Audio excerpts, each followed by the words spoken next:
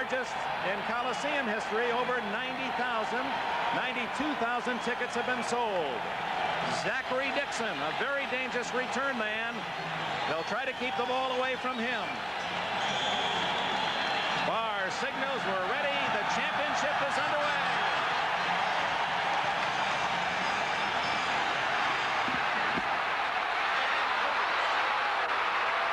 All the way to the 40-yard line. David Hughes, they kicked away from Dixon, and Hughes gives Seattle good field position. Here, the starting offense for the upstart Seahawks. Dave Craig, their unknown quarterback. They know him now in the great Northwest.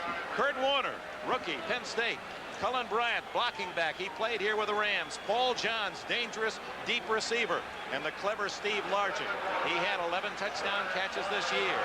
Second only to Todd Christensen of the Raiders, who had a dozen. First down for Craig and Seattle at the 40-yard line. Warner, no surprise there. He gets about 4 before Bob Nelson, one of the inside linebackers, can make the tackle. On the front wall for Seattle, the Reverend Charlie Young. He's trying to get into the 3rd Super Bowl with 3 different teams. Ron Essink, he's had a fine year. Edwin Bailey for the injured Reggie McKenzie. Blair Bush, the former Cincinnati Bengal. Robert Pratt, the ex-Baltimore Colt. And Steve August. He was part of that Dorsett trade of a few years ago. Second down and 6.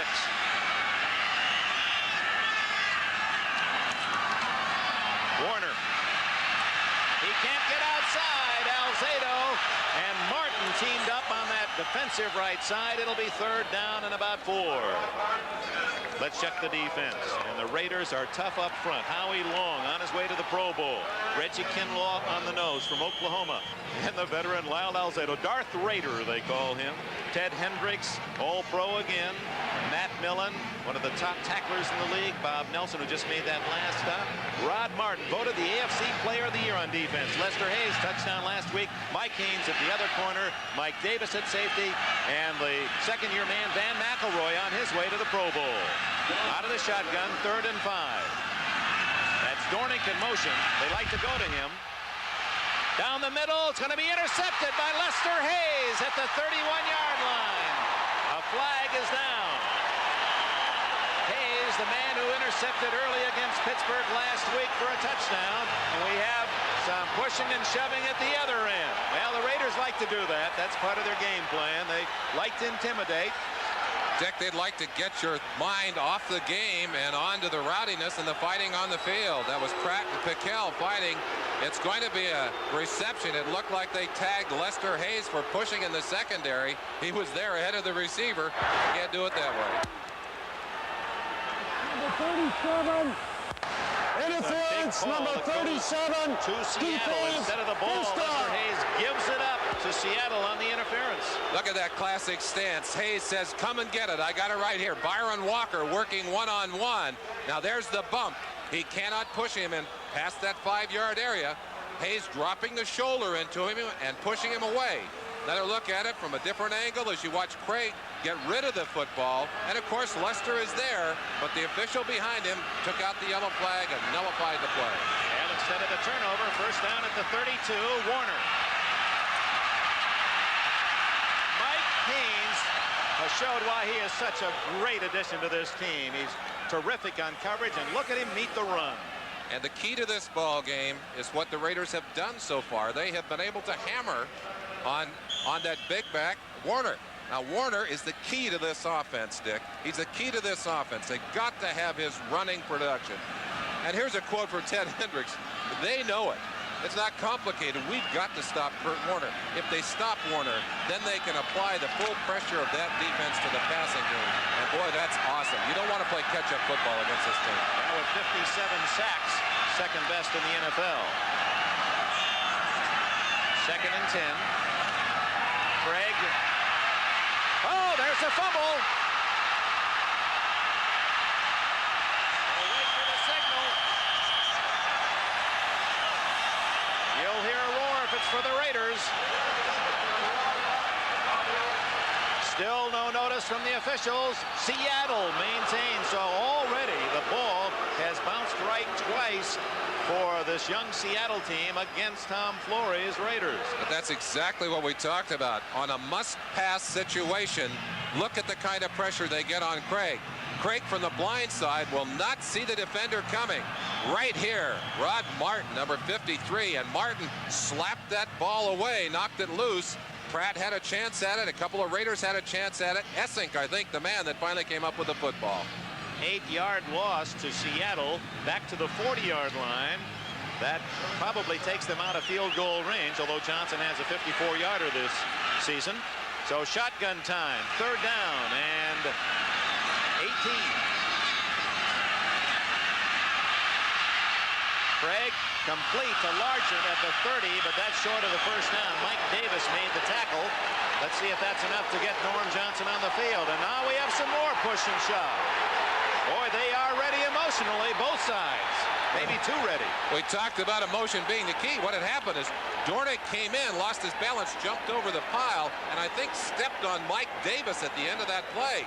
Davis came up off the ground, and he went right after Dornick. Here's the play. Craig's throw a little low, so Largent, after he made the reception, that's all he could get.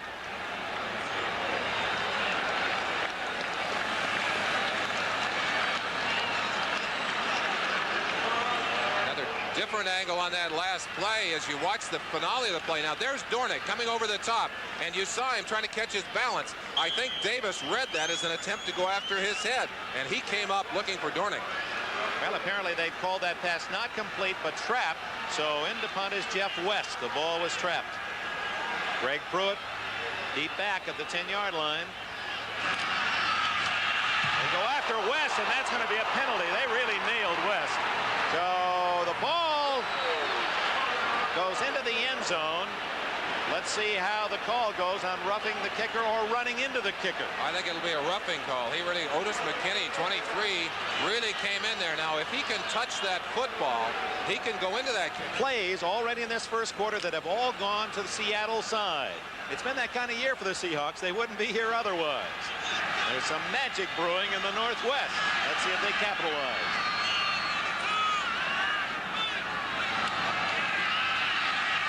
Intercepted by Hayes. Be a touchdown unless Warner can catch him. He can. Warner saves the touchdown at the 25-yard line. Or is it Cullen Bryant? Cullen Bryant amazingly using the speed to deny Hayes the score. You don't expect a big fullback to be able to get over there and catch Lester Hayes, but Lester's not afraid to gamble. He did it last week, came up with a big early interception last week, and here he is again, looking from the opposite side of the field. Craig pulling the trigger, not a good throw. Largent doesn't have a chance, but watch Cullen Bryant, a big 230-pound fullback, getting all the way across the field and making the saving tackle. We have our first time out. Raiders in scoring position. Last week, one interception taken away, but not that one. He returns at 44 yards. Watch 32, Cullen Bryant. This is a desirous play by the 236-pound fullback, and he almost forces the turnover back as Hayes was having trouble controlling the ball, as you can see. Dick, that's one thing that Seattle has not done. They've only turned the ball over once in the last 3 weeks, and that in the last part of that Miami game. But Craig pulled the trigger the wrong place on that one and got the ball to the Los Angeles Raiders. 27-yard line. The give to Marcus Allen. He gains about 3. Keith Butler, one of the inside linebackers, made the hit. Defensively or offensively first, let's check it. Jim Plunkett, he says he's had one of his best years. Marcus Allen, over 1,000 yards. Kenny King, a big touchdown on a reverse last week. Cliff Branch, leading receiver in playoffs in yardage. Malcolm Barnwell, the other wide out. Todd Christensen led the league with 92 catches at tight end. We'll check the offensive line for you after this play. You can't blame him for smiling. He was swallowing the canary on that smile. 2nd and 7. Allen on a draw. He's got a first down. He's to the 5-yard line. Kenny Easley made the tackle. Two men who played against each other in college on this same Coliseum field. Allen at USC and Easley at UCLA. Seattle defense has given up a lot of yardage over the season, and they've given up a lot of yardage in the playoffs. Allen taking advantage of an opening there, showing you his tremendous skill as an open field runner. A pressure squarely on the defense. They need to try and get a turnover. They've done it well in the past. First and goal. Allen hit in the backfield. Jacob Green, first-round pick from Texas A&M, led the Seahawks with 16 sacks this year. Bruce Davis, UCLA at left tackle. Charlie Hanna from Alabama at left guard. The center, Dave Dolby, UCLA. Right guard, Mickey Marvin from Tennessee. Henry Lawrence, Florida A&M, on his way to the Pro Bowl at right tackle. Nice battle out there between Lawrence and Green. Jacob Green has 4.5 sacks off Lawrence this year. They're going at it tooth and nail already. Second and goal. Allen to the 3-yard line. Joe Nash, number 72. He's the man who chased him down from behind on that longer run. Nash, who has beaten out Tuiasa Sopo at nose tackle, made the stop. There's the defense. Green, Nash, and Jeff Bryant, the front three. The linebackers, young and mobile. Bruce Schultz led the team in tackles. Sheldon Robinson had 2 touchdowns against the Raiders on fumbles this year. Butler and Greg Gaines has moved into the starting lineup. Kerry Justin on one corner, veteran Dave Brown at the other. Kenny Easley and John Harris are the safeties. It's third and goal at the 3. Allen has carried the ball on every play for the Raiders. Plunkett. And he throws it away. Big Bruce Schultz, he's built like Ted Hendricks, had Christensen well blanketed. Some of you at home might be wondering why they didn't call face masking, face guarding. If only one hand is up and it's not waving, they will not call you for face guarding the receiver. That ball overthrown, Schultz had done a good job of covering the receiver in the far end of the end zone. There it is right there. You see the one arm up, and he's not waving that arm, and Christensen knows he has no chance on that football. Plunkett wisely throwing it over his head. Chris Barr enjoyed his best pro year in his 8th season. This will be a 20-yard attempt. And the Raiders use Lester Hayes' interception to take the early lead 3-0 on the Chris Barr field goal. So timeout here at the Coliseum in Los Angeles. 8:47 remaining in the first quarter. Defensive coordinator, but he's the man that calls the defenses for that Raider defense. Ball's in the air. Chris Barr again kicking away from Dixon. David Hughes.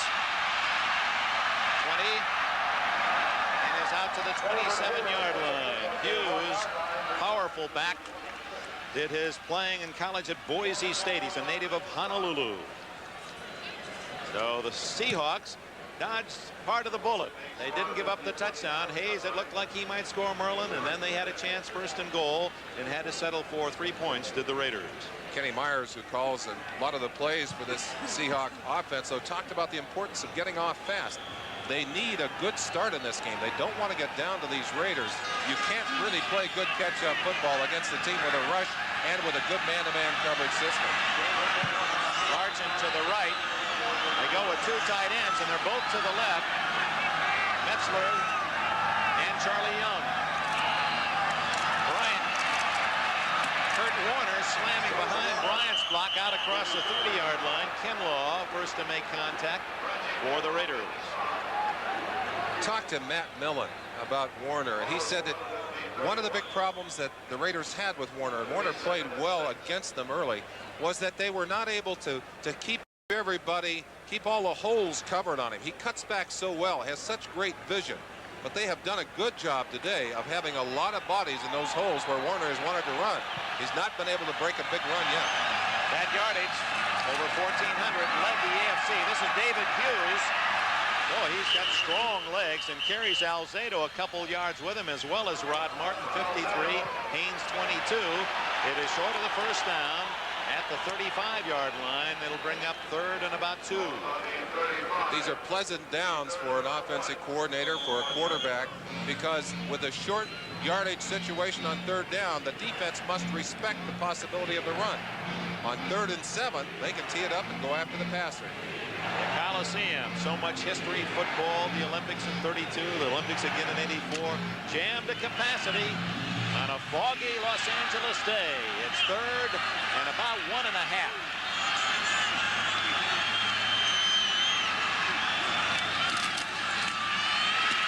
Warner close to a first down on second effort. Alzado finally cut off the pursuit there and cut down the inside angle, and we'll see if it's a first down. Warner again showing you how he finds the daylight. He really runs behind the blocks without knowing exactly where he's going to go.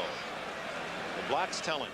Matt talked about the kind of blocking that they use in that offense of the Seattle Seahawks. He said they're a push and position team. Now, what he's saying really is they lock up one-on-one on you, and they try to get you to commit one way or the other. And Warner is so good at seeing those holes that he cuts them into the open territory. And a first down on the legs of Warner. They had other things to say about Kurt Warner, did these Raiders, during the course of the week. They certainly did. While Alzado used different terminology to describe his talent. Tom Flory 6-1 in the playoffs. Chuck Knox 3 different teams to the playoff. Knox, by the way, the only one of the 3 coaches to make the finals who hasn't gone to a Super Bowl.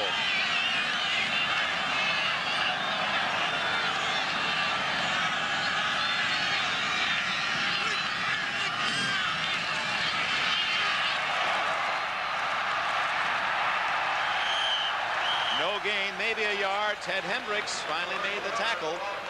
Warner forced wide and now has only 11 yards and 5 carries. Dick, every man on a defensive team has specific responsibility. Ted Hendricks' job is to string it out on the outside, and you saw him doing exactly that, stretching out to the outside here. Now from the inside you're getting pursuit from 55 Millen, and coming from the inside out now with another angle, you'll see Millen driving inside out, Hendricks stringing out the play. Hendricks actually makes this play because you can't get away from those long arms of his. There's no angle in which to block him.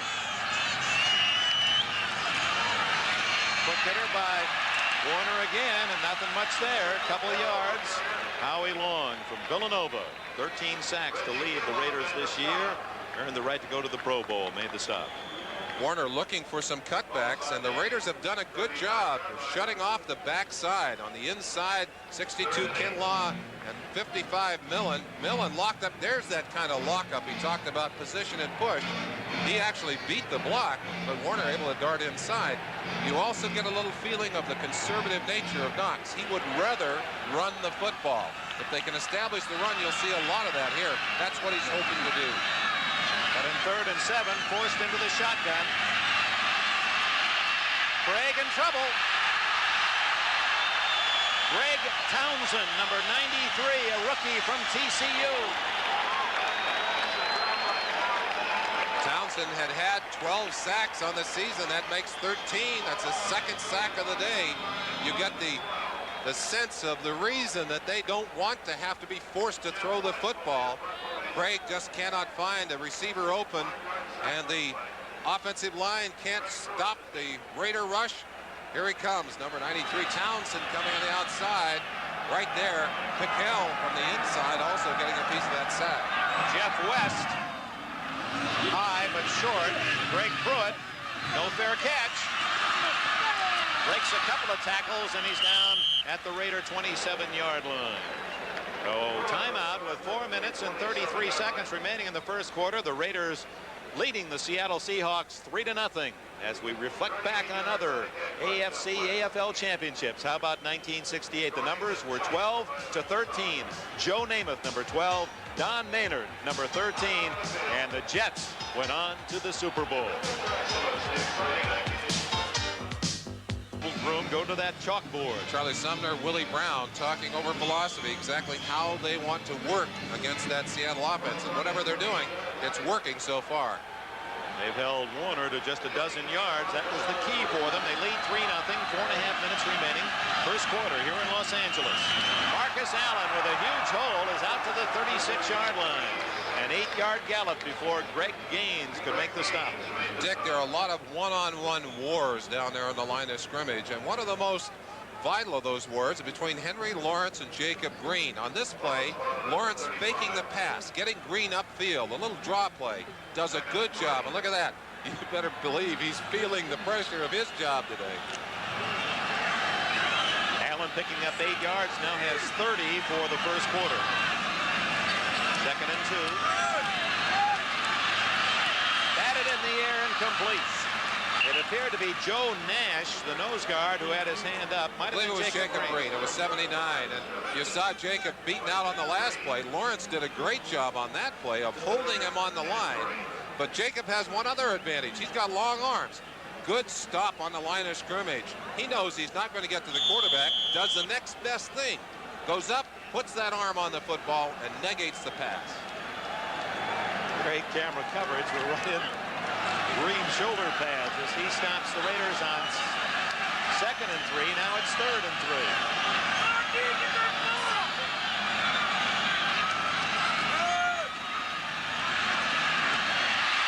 Marcus Allen to the 47 and a first down. Allen, who caught 68 passes during the course of the year to lead the American Conference running backs in pass receptions. There it is.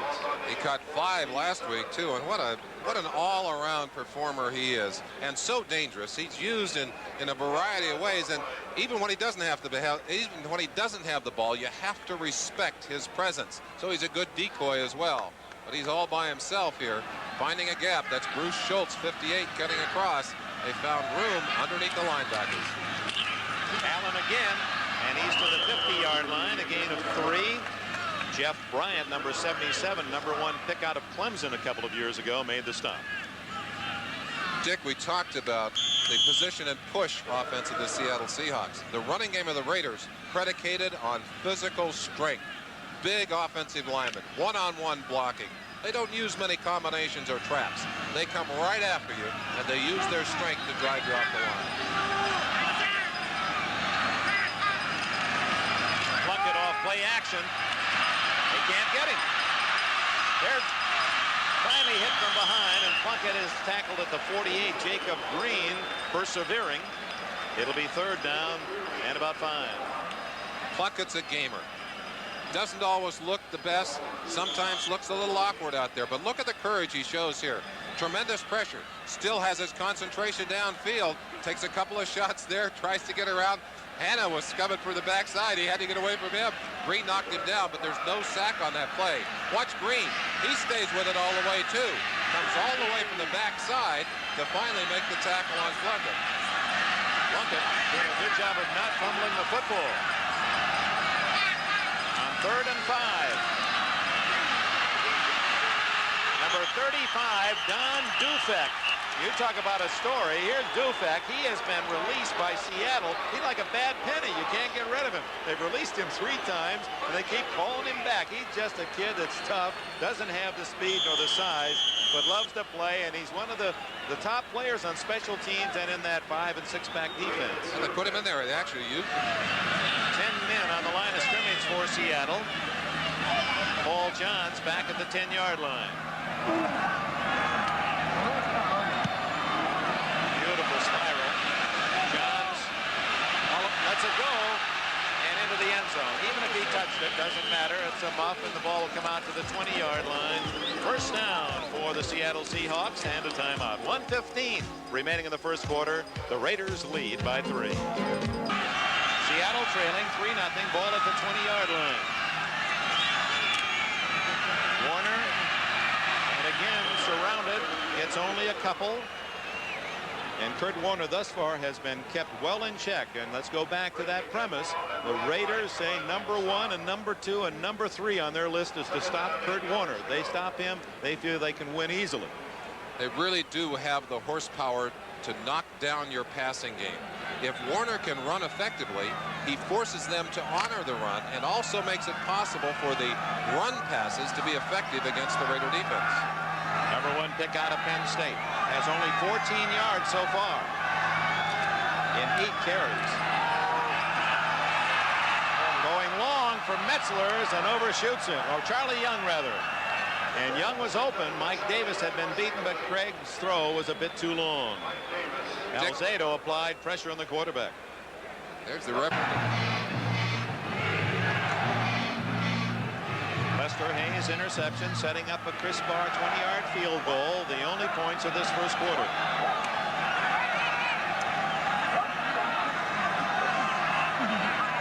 That's Steve Largent in motion on 3rd and 8. Harold Jackson is short of the first down at the 27-yard line. Mike Haynes on the coverage. Seattle will have to give up the ball. Seahawks running a very complicated 3 wide receiver offense on one side.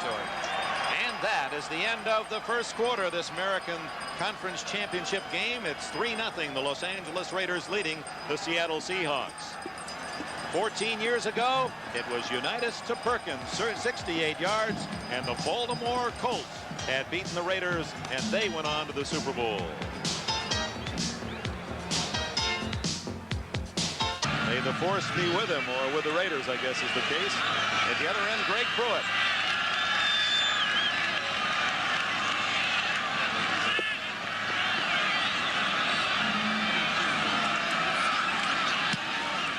Short kick. Pruitt, fair catch. 36, maybe the 37-yard line. So on the short kick by West, the Raiders have excellent field position. 1 or 2 plays indeed can turn a game around, and the special teams often create those big plays. And Greg Pruitt had the longest punt return for a touchdown this year. That was against the Washington Redskins, 97 yards. Timeout. Raiders have the ball and the lead. Leading 3-0. Plunkett from his own 36. Wide open is Barnwell. Hit by Kerry Justin at the 48-yard line. First down, Los Angeles. 11 yards on the play. Plunkett certainly has played exceedingly well since he came in for an injured Mark Wilson. Seems to have much more patience now, not trying to force the ball, and also dumping the ball off quicker when the pass pattern is not there. But Justin giving Barnwell too much room on that play. And again, that's part of the bend but don't break philosophy. But you can't bend too far with this Raider offense.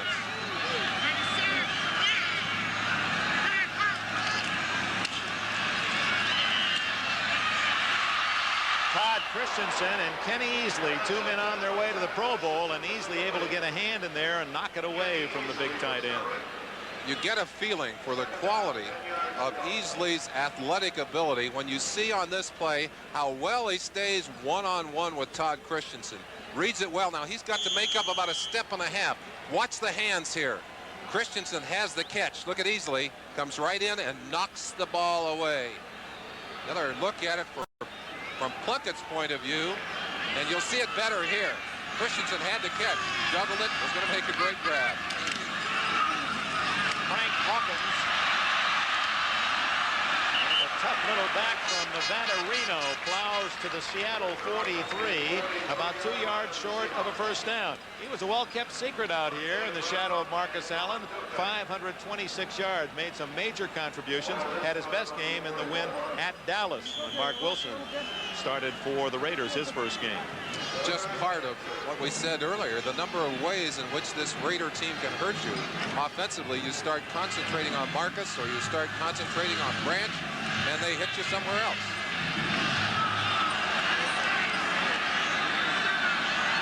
Third and 2. Plunkett looking deep. He's got the first down at the 39. Shelton Robinson made the tackle. One of the things often said about Jim Plunkett is that he is not a mobile quarterback, and indeed he does not have great foot speed. But he knows how to get those crucial yardage. 2 big runs in the game last week. Right here, he cannot find the open receiver. They rushed him with 3 men. He knows there's only about 1.5 yards, 2 yards for the first down. He's got it, drops to the ground. It's done. Hawkins earning about 5 yards to the Seattle 33. Joe Nash and company with the tackle. Seahawks defensive philosophy. They try and keep everything in front of them. They try and force you to make the mistake. They give up a lot of yardage in the process. And against a team that is well disciplined and will not cough up the football, will not turn it over, they end up giving a lot of points away. They can't afford to give too many to this Raider team. Seattle was 27th, next to last in the league in giving up yardage. Green Bay was 28th. Marcus Allen back in. He's to the 30. That'll be shy of the first down by a long yard. Nash again, the free agent pick from Boston College, making the tackle. Nash certainly has been a pleasant surprise for that defense. Up inside where Manu Tuiasosopo had patrolled the lanes for so many years. Nash has gotten himself in there and made it tough for Mando to get back on the field. Third down and 1. 3-0 Raiders. 11:35 left. First half.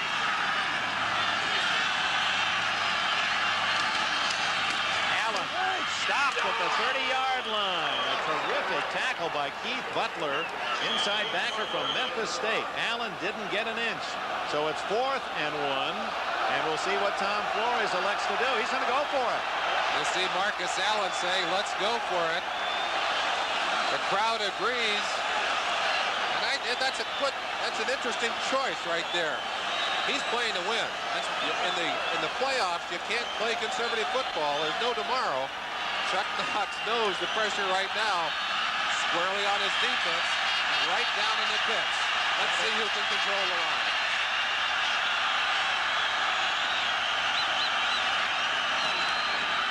Hawkins, and he is stopped, and the Seahawks with a great stand stop the Raiders on 3rd and 1 and 4th and 1. This time it was Joe Nash who got. After that stand on 3rd and 4th and short, it's David Hughes. Gain of a couple.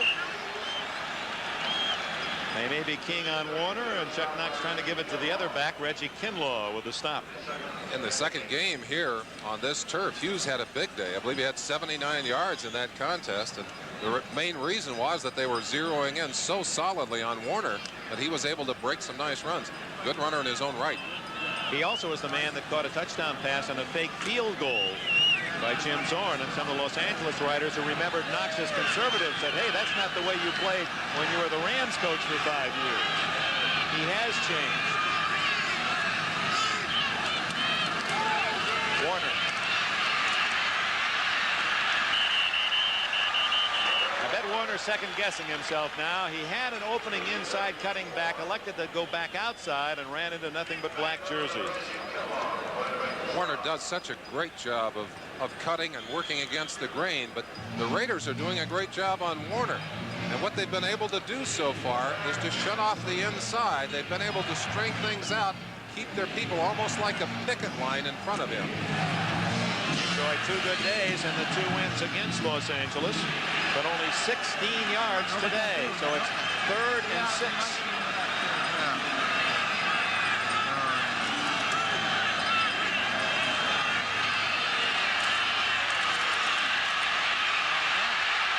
Bill Pickel, the rookie from Rutgers.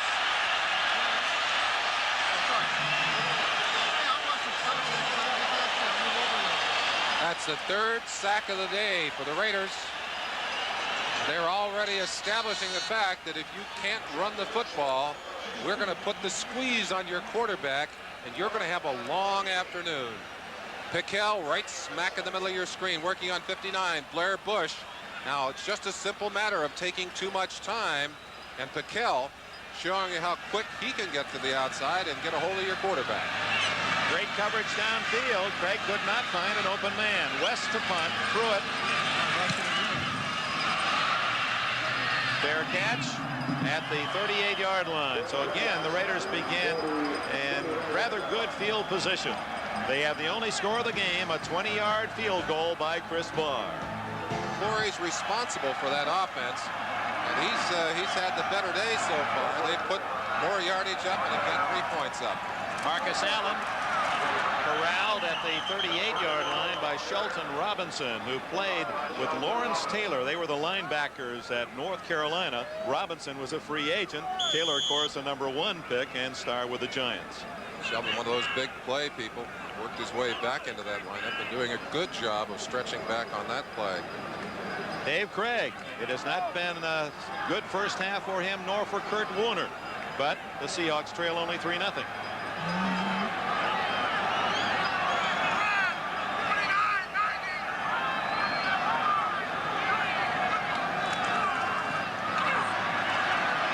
Plunkett looking for Branch. He's got him. And a first down at the 50-yard line. Dave Brown made the tackle for Seattle along with Easley. Time. such a critical thing in a ball game like this. And look at the time that Plunkett has. They're coming with the blitz. The Raider offense does an excellent job of picking it up. Plunkett directing traffic, has time to sift to his left. And when you give Cliff Branch that amount of time in front of a linebacker, forget it. He's out there. He's coming to right here. He's being waved inside by Plunkett. And Plunkett hands him the football here. Brown makes the tackle, but it's a big first down. Branch, the #1 receiver in playoff history in yards, and Marcus Allen breaking into the clear. He's to the 34-yard line.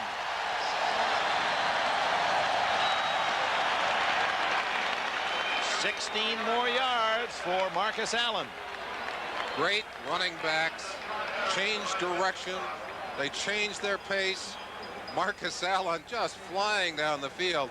He makes about 4 or 5 moves getting down there, but those moves always take him downfield. Look at the way he just accelerates through that hole in the line, sets up the blocks downfield, and then, as a good back will do, make sure that he tackles the football. He's going ahead on the tackle. At the 35, first down, 6:51 left in the first half. Plunkett to Barnwell, and he is out of bounds inside the 15-yard line.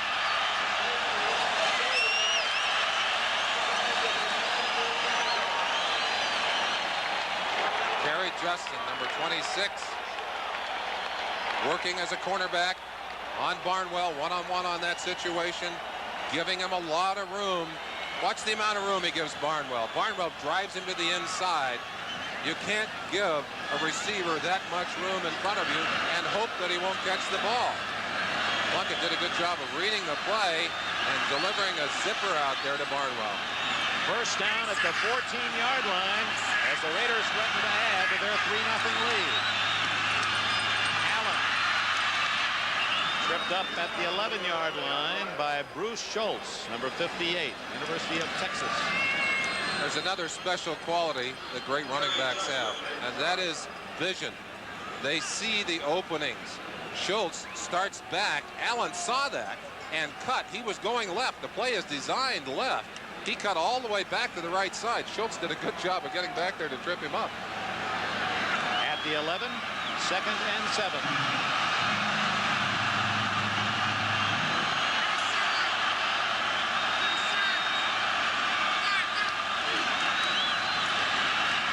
Christensen stopped just inside the 5. It'll be very close to a first down. John Harris made the defensive play from his safety spot. Todd Christensen, who led all of the National Football League receivers with his 92 receptions. One of the reasons that Christensen has been used so effectively is that Raiders really lack a control receiver. Bobby Chandler did that for them for quite a while, and when Chandler retired, they did not have that middleman. They have gone to the tight end to kind of fill that gap, and Christensen has done a marvelous job of being that receiver. 3rd and a yard.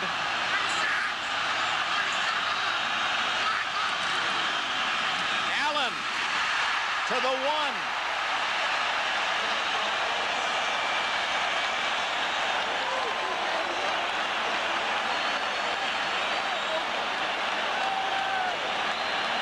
To win in the playoffs, you need big play people. And you need people who are willing to sell out. Watch Marcus Allen here. He's going up and over the top. He doesn't care what he hits on the other side. He did one like, he made a move like that last week and launched himself all the way into the end zone. 1 yard away. Hawkins, not quite. Frank Hawkins stopped just shy of the goal line, looking right into the eyes of Plunkett as he checks that defense, trying to find some clue as to perhaps an opening that might not have been there when he broke huddle. They say the eyes are the windows to the soul. You can feel the intensity and the excitement in Jim Plunkett. 3-0, the Raiders lead. This drive started back at around the 34-yard line. He's used Allen throughout. Let's see if he gives him the chance for the touchdown. He wants the crowd quiet. Hawkins again. Touchdown.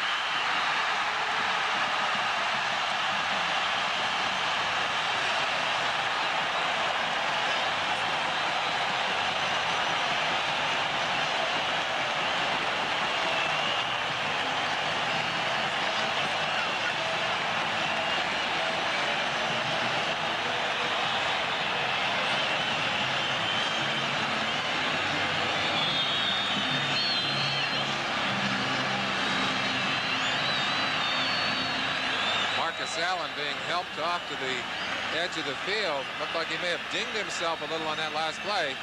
He is the blocker. Look at the way Hawkins reaches that ball out for the goal line. Now all he has to do is break the plane of the goal line with that ball, and he's sticking that ball, which is dangerous, but he got it in there. Chris Barr to try the extra point. And the Raiders take a 10-0 lead. Frank Hawkins camping a 61-yard drive in 9 plays. They check Marcus Allen to make sure that he's okay, blocking for Hawkins on that touchdown. Dr. Rosenfeld looking at it. Looked like he's looking at Marcus's eye there. Marcus, the blocker here. You see him right there, 32. Drove in, head up to make some room for Frank Hawkins. You see Hawkins sticking that football over the goal line. But right now, some grave concern for the health of Marcus Allen. But the board house reach of Frank Hawkins makes it 10-0. Get points on the board. They may have to take some chances. We'll see. Barr's kick is short, coming down to Dixon on the run at the 15. He's hit at the 25-yard line. And we'll see if Dave Craig and the Seattle defense has any surprises for us when we return. We have a timeout. 4:09 left in the second quarter. Craig's arm is hit again. So they've really put the pressure on Dave Craig. That is his 5th pass attempt. He has only 1 completion, that for 5 yards. He's been intercepted, and he's been sacked 3 times. His life has been miserable in this first 30 minutes. Well, and partly miserable. You see Zorn signaling the plays in, and they've made a change on that sideline over there. Chick Harris normally signals in, and he's doing that, but they got Zorn signaling just in case the Raiders are trying to pick off their signals defensively. Rod Martin made that last defensive play on Craig. Draw play to Warner. Nothing there. Now, Kurt Warner has been tied up, corralled, checked, and he has 18 yards in 10 attempts. They've tried to be relatively conservative in what they've done so far, Dick. We've got to wonder if maybe they're not going to have to pull out the stops now, change their philosophy. Knox is going to have to come out of character. What if Chick was a signalman in the Navy? I don't know. Watch him pick, Russ! Watch him pick with 33! 3rd down and 8.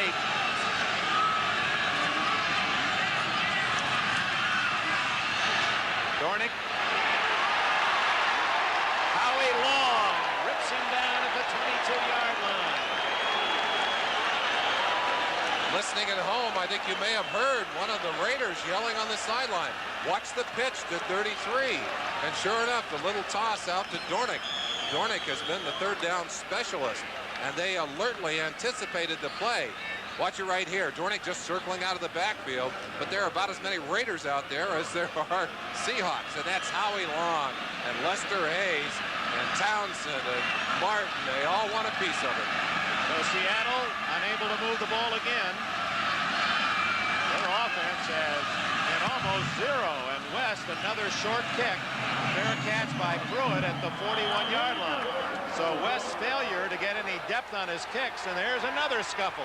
Otis McKinney, 23, and lots of white shirts. 37-yard punt. This is something you really can't afford to do when you come to play on Raider turf. They would love to get you in a boxing match, get you in a controversial character. But not when it comes to wins and losses. This has been the most successful franchise in all of professional sports, the Oakland Los Angeles Raiders. Timeout. Al Davis and the former right-handed pitcher Don McMahon up there would see maybe an insurmountable halftime lead. Just a little ad. Davis is wearing the same outfit he wore last week. I think maybe he's got a little superstition in him. Does he have any other outfits? No, they're all the same color, but that's the same one I think as last week. Total yards 134 to 8. Plunkett scrambling again to the 45-yard line, a gain of about 5. Keith Butler chased him down. 2:19 left in the half, and the clock is running. Dick, in our opening, as we were talking about these two quarterbacks, we talked about the fact that the quarterback really institutes the play. He's got to get the ball into play. He's the guy that can have great impact on what happens on the field, not only on the set plays, but like that, on a scramble play. If he can't make it one way, he'll make it another. Plunkett's a winner. He showed us on that play why. 2 minutes. The 2-minute warning has been given. Los Angeles Raiders 10. Seattle Seahawks nothing. You've got to go all out to win. That's about where he is in this game. Plunkett looking deep and going long for Barnwell. To the 6-yard line, and we have a flag down, and the Seahawks are saying it's against Los Angeles. Well, you knew that was coming. Barnwell using those outs, and finally Justin took the bait, and he went deep. And of course, that's exactly what they wanted to see. And now the officials are saying, no way. The holding is against the Seahawks. Jacob Green was frozen back at the 50-yard line in disbelief. He thought he had been held.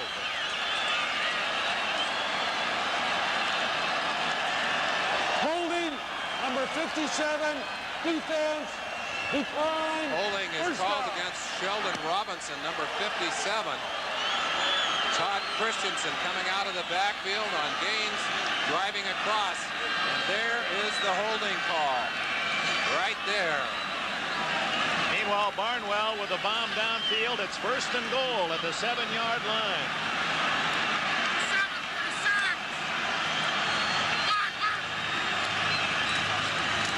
Marcus Allen to the 5-yard line.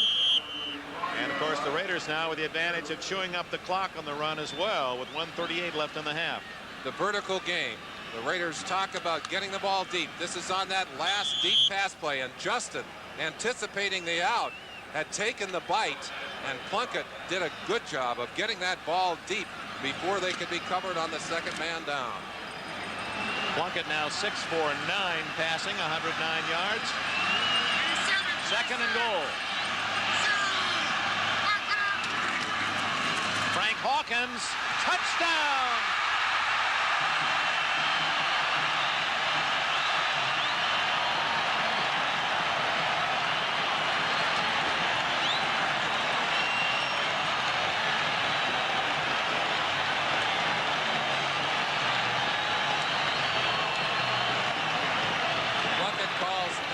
Of the plays on the field.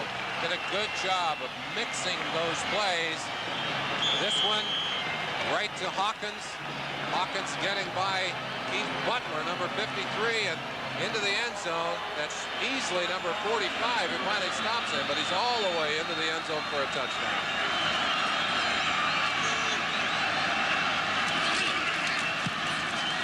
Chris Barr adds the point. And with 1:06 left in the first half, the Raiders have galloped into a 17-0 lead. Riding the good blocking of 79 Bruce Davis, 73 Charlie Hanna, and watch the play here, just driving outside. The Seahawks cut off inside. Butler had a chance, couldn't stop him with the arm tackle, and Hawkins with good power puts his feet and the ball in the end zone.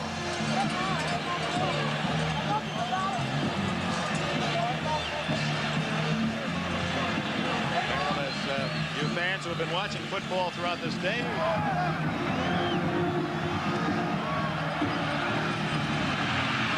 picked up by one of the front men. It was Eric Lane, and he returns to the 32-yard line.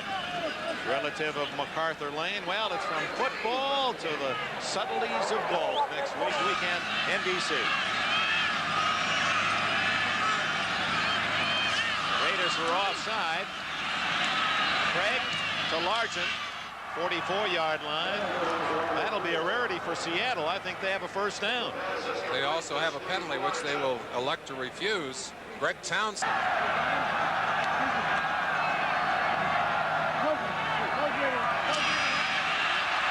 Ball up for grabs. Mike Davis with the interception as Craig's arm was hit, and we have a rugby play that's still alive. The Raiders keep passing it back, and this is James Davis with it. Now there was a clip or two. The flags are thrown. The whistles are blowing. We at all of Pete Rozell's laundry out there on the field. And Craig leveled on that last play. We saw them working on his shoulder early. I think he may have been hurt on that play. Townsend, one of the men who hit him just viciously from the backside. You see the penalty for clipping being assessed. No, that's an illegal pass against the Raiders. All right, illegal pass. We saw a very distinct clip, too. Ooh, there's the shot right there. Howie Long coming from the front. He really got sandwiched on that play. And watch. Boys like hearing the count. 7, 8, 9. No, he didn't. He has had a rough day so far. Now he's going to go and try and make the tackle. He doesn't know if the play's live or not. Looking behind him to see if anybody's coming to level him again. His eyes are glassy. His jaw a little stiff. He really got rocked. So the Raiders already ahead 17-0. 41 seconds left in the half. And the Raiders have all 3 timeouts. Marcus Allen for about 8. He's had, I believe, more yards rushing than the entire Seattle offense in this half. This is a situation that Tom Flores has to relish. They're praying right now for a turnover, Dick.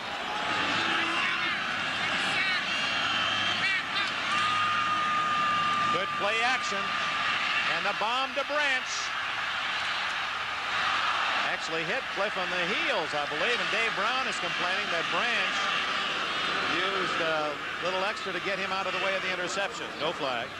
Brown did a good job of reading a play and staying deep. Again, the philosophy of this Raider team is to stretch the field. They want to make you cover as much ground as possible. They want to get you down deep. They want to stretch you from side to side with the run. On this particular play, they're not successful, but they put a great deal of fear in that secondary. They make you anticipate the deep play, and that causes you to be back on your heels. That's really a good call in this situation, too. Less than a minute, you're ahead by 17.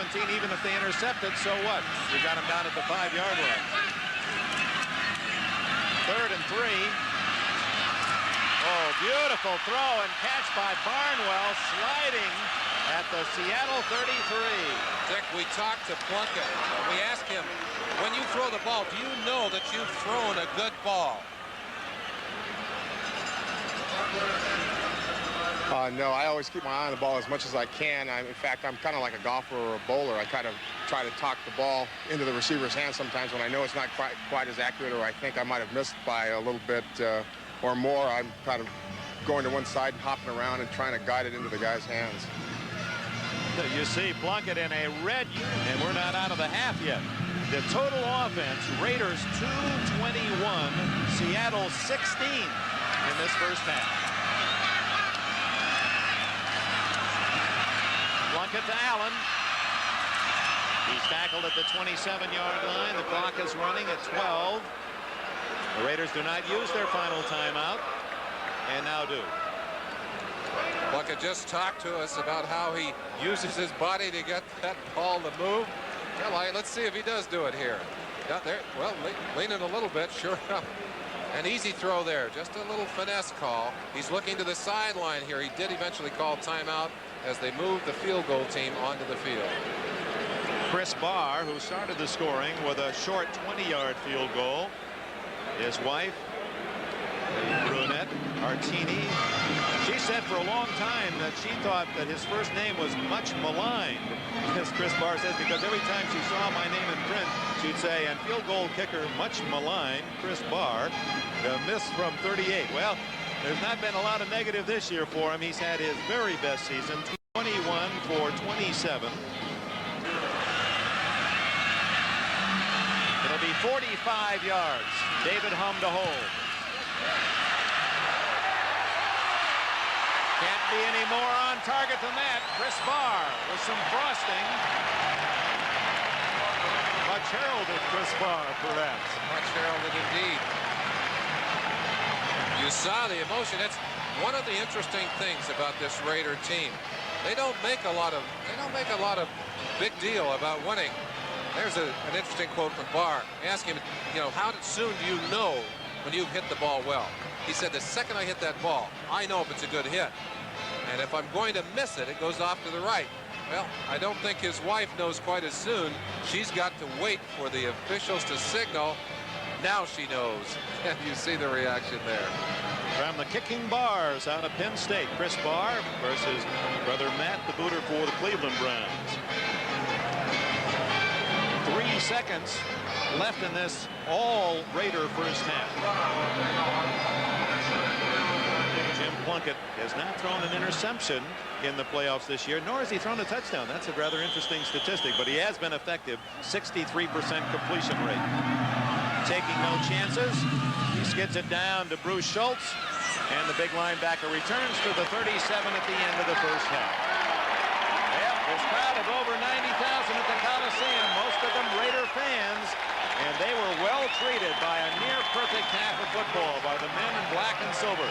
The score at the intermission: Tom Flory's Raiders 20, Chuck Knox's Seattle Seahawks nothing. And indeed, Cinderella will have to find some new slippers for the second half. So the only times the Raiders have lost this year, their 4 defeats, as we documented earlier, they have self-destructed, but they certainly have not in the playoffs. Norm Johnson, high kick. Lee Montgomery, 30, 35-yard line. Well, the Raiders have been very special in every element of the game. Passing, running, defense, even on the special teams. Recapping the scoring, Barr started it with a short 20-yard field goal after a Hayes interception. Then it was Hawkins plunging from 1 yard to make it 10-0 in the second quarter. Hawkins again from 5 yards, 17-0, and Barr completed the Raider first half with a 45-yard field goal. Dick, defensive statistics for the Seahawks. They've gotten good performance out of Nash on the nose with 6 tackles and Butler with 5, but they've had to do too much tackling today. It's been a dominant Raider offense. Plunkett play action, and Christensen to the 41-yard line. And it took 3 Seahawks to stop him. Christensen with about 7 yards on the play. Extremely important to come out and try and get things going your way at the beginning of this second half. You get a chance to feel the Raider philosophy here. Come out, drop the quick pass, a high percentage pass, put it into sure hands.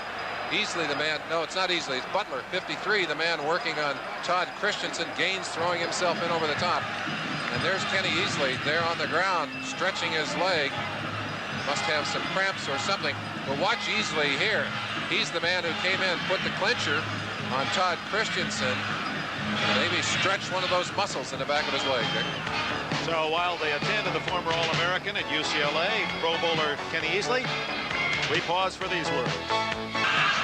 Fumble, and the Seahawks might finally have that elusive turnover. That's it. That's the play that has helped them through the course of the season and the playoffs. Prior to today, in the last 3 games, they were 11-1 on the turnover table, and Bryant comes up with a loose ball after a vicious hit. It's what you had to have coming out of the locker room, and as we said earlier, you set the tempo on the first half of this second, or the first series of this second half. Frank Hawkins going back against the grain, took a vicious hit over there. Looked like Jacob Green, number 79, coming. No, Green, I believe, 79 is the man who hits. No, it isn't either. Bruce Schultz. Oh, boy, did he level him. Coming from the outside, that ball just popped loose. So for the first time, Dave Craig is in Los Angeles territory at the 43.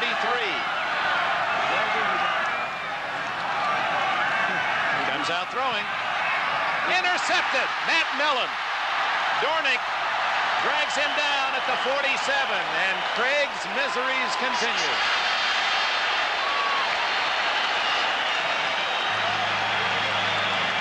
We talked about emotion. We talked about the fact that the Seahawks have been playing on an emotional high. Well, sometimes that emotion drains so much out of you that you don't have anything left for the game. Maybe that's what's happened to Craig, who has not played well so far in this game. Matt Millen has played well. Read that play excellently. Got a good jump on the pass. Got across to pick that ball up, and he is absolutely thrilled. Former Penn State star. He had 1 interception during the course of the regular year. It remains 20-0. Affected the healthy part for the losses early. Done very well today. Seahawk possessions, and you see how futile they have been on offense. They have had bad field position all day, which doesn't help them, and certainly haven't done much with it. So it's the Raiders at the 47-yard line. Plunkett to Allen. Hit hard at the 45-yard line. The word on Kenny Easley is it's a hyperextended knee. Doubtful that he will return. Of course, Easley, the best athlete on this Seahawk defense, and you begin to feel the frustration which is settling over that Seahawk bench. They have not given up, but they have got to be feeling the pain of what is happening on the field. Easley would love to get back into this game. He's jogging on the sideline, but boy, those knees are tough when you've hyperextended them. There's a lot of difficulty involved there. 21, Paul Moyer has replaced Easley. And the Raiders completing passes at will, and Cliff Branch with that catch is now the #2 receiver in playoff history in the NFL. Fred Biletnikoff with 70 leads the way. Branch now with 67 to tie Drew Pearson. And here he is in action, picking up that record. Great performer. You see how he just settles in eye to eye with that defensive back and dares him to come up.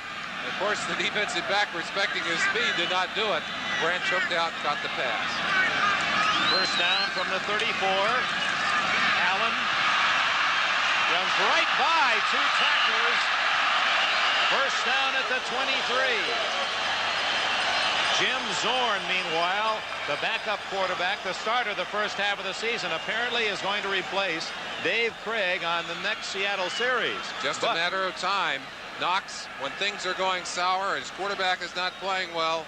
Zorn has always been a big play quarterback. He's going to have a chance here. Well, he may enter the game behind 27-0 though. As the Raiders already have 20, and they appear to be driving relentlessly for even a larger lead.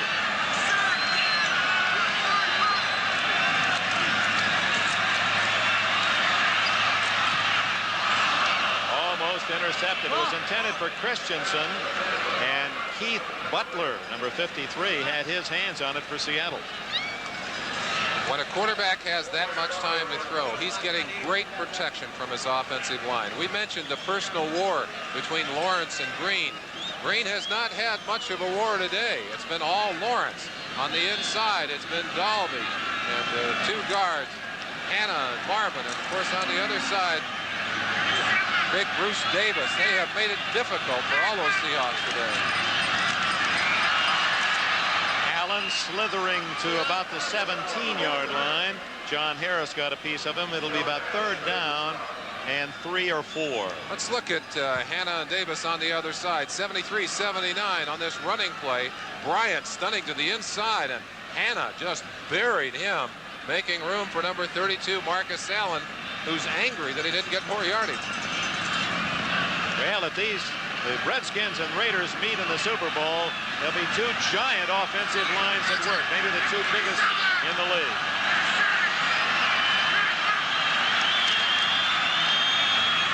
Plunkett, first down again to the 12-yard line.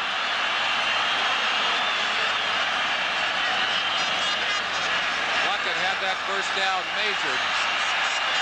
Knew exactly where he had to go. Reached down and grabbed his ribs. He took a pretty good shot on that last play. Here's a real man, Plunkett. He's known the trials and tribulations. He's had 4 shoulder operations, 3 knee operations, given up for loss by the San Francisco 49ers. A waiver pick, just signed as a free agent by then the Oakland Raiders. That great comeback 3 years ago when the Raiders won the Super Bowl, and they're on their way again. Look at that. The ball knocked in the air and picked off by Charlie Hannah. Hannah's first reception of the year. He now leads all Raider linemen in catches. Well, we celebrated that war between Lawrence and Green. Green finally got an arm on the quarterback's arm. just in time to flip that ball in the air, but very alert play by Charlie Hanna. You've got to have alert players on the field. Watch it. Coming from the left side of your screen is Green right there. He gets the arm. The ball goes into the air. Hanna just scoops it off. He said, hey, where's my blocking? Come on, guys, open a hole for me. Boy, his brother John Hogg Hanna said, that's just the way we used to play out in the backyard. Allen hobbled at the 9-yard line.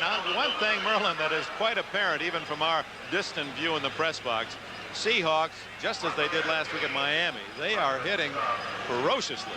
They certainly are. And I mentioned Knox's communication with these players. He has really made believers out of them. He got them to, his toughest job was to get them to change their self-concept, to believe in themselves. He's been able to do that, and certainly has a great deal of pride in the way his Seahawks have played. Got bad news for Charlie Hanna. They've just ruled that a fumble recovery, not a pass reception. He remains tied with the other lineman. Timeout by Plunkett. Well, as an offensive lineman, he can't receive a pass anyway. And of course, that if Jim Plunkett's arm had started forward, would have needed him in that pass. Appreciate it. His players love him, Dick. He's a physical man. He's the kind of coach who's down there grabbing his players.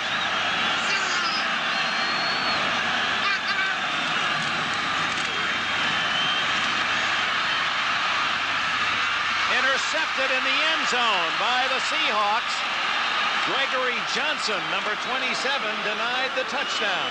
But it was good pass pressure that forced Plunkett into the mistake. Turnovers. The Seahawks knew they needed a little help today.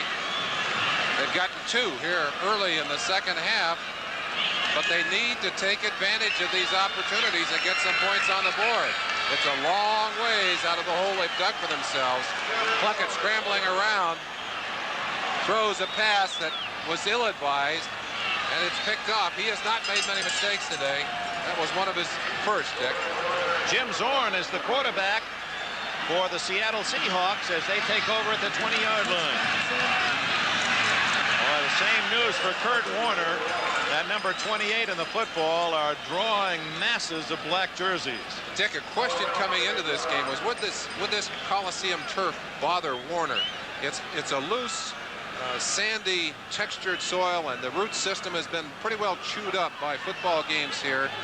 But the question, really, I don't think it's been the turf that's bothered it. I think it's been the Raider defense and the tremendous surge that they're getting on the line of scrimmage. Good play from the linebacker to shut him down.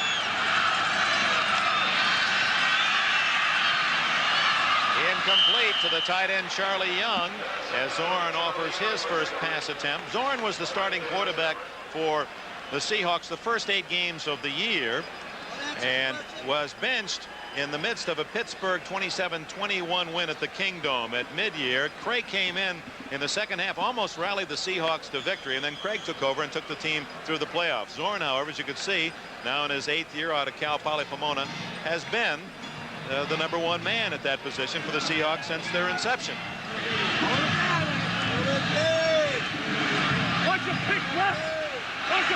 Third down, a long 8.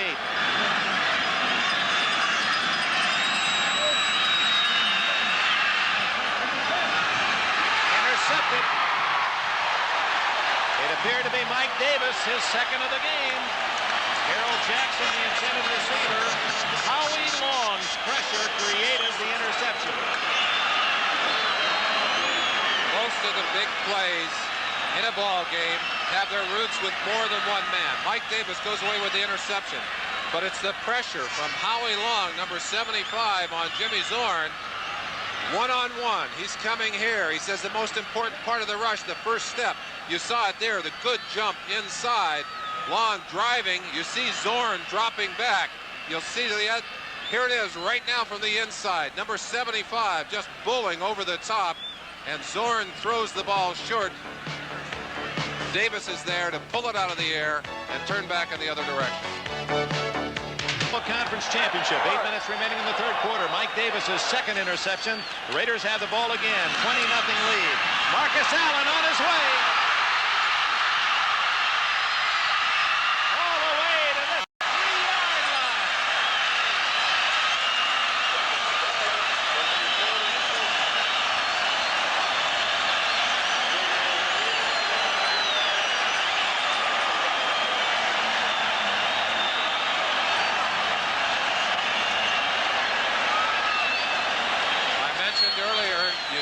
play without great blocking. You've got to give a little bit of credit to the right side of that Raider line. Todd Christensen, tight end, getting blocking there. Lawrence out to seal off Robinson, number 57. But here's the man that makes it go. Number 32, Marcus Allen.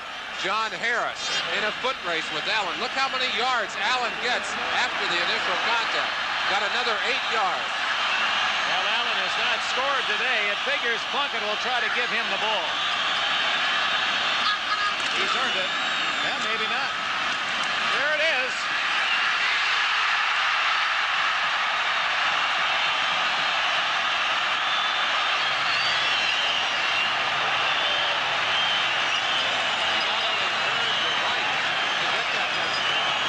Plunkett did exactly as you suggested he would. Didn't hand him the ball, threw it to him.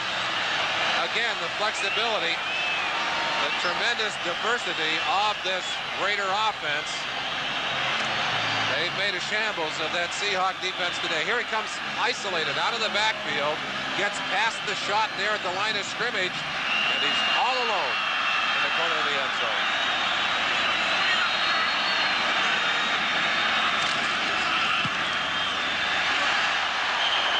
27-0.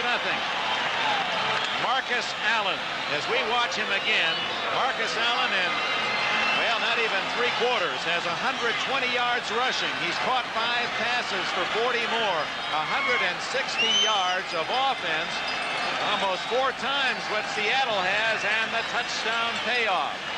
Tremendous body control as he got past Schultz, and Tom Quarry's knows, hey, it's over. He knows. He's on his way to the Super Bowl. It'll take a major miracle now. 27-0. The Raiders have dominated Seattle today. Dick, it's almost as if the Raiders just played their way through the regular season and then shifted gears coming into the playoffs. We watched them in action against Pittsburgh last week, and they didn't ever look back. They've done the same thing here. From a fast start, they're still accelerating. Well, so far, in the 2 playoff games, they've outscored the opposition 65-10, winning last week against Pittsburgh 38-10. Washington Redskins await the winners.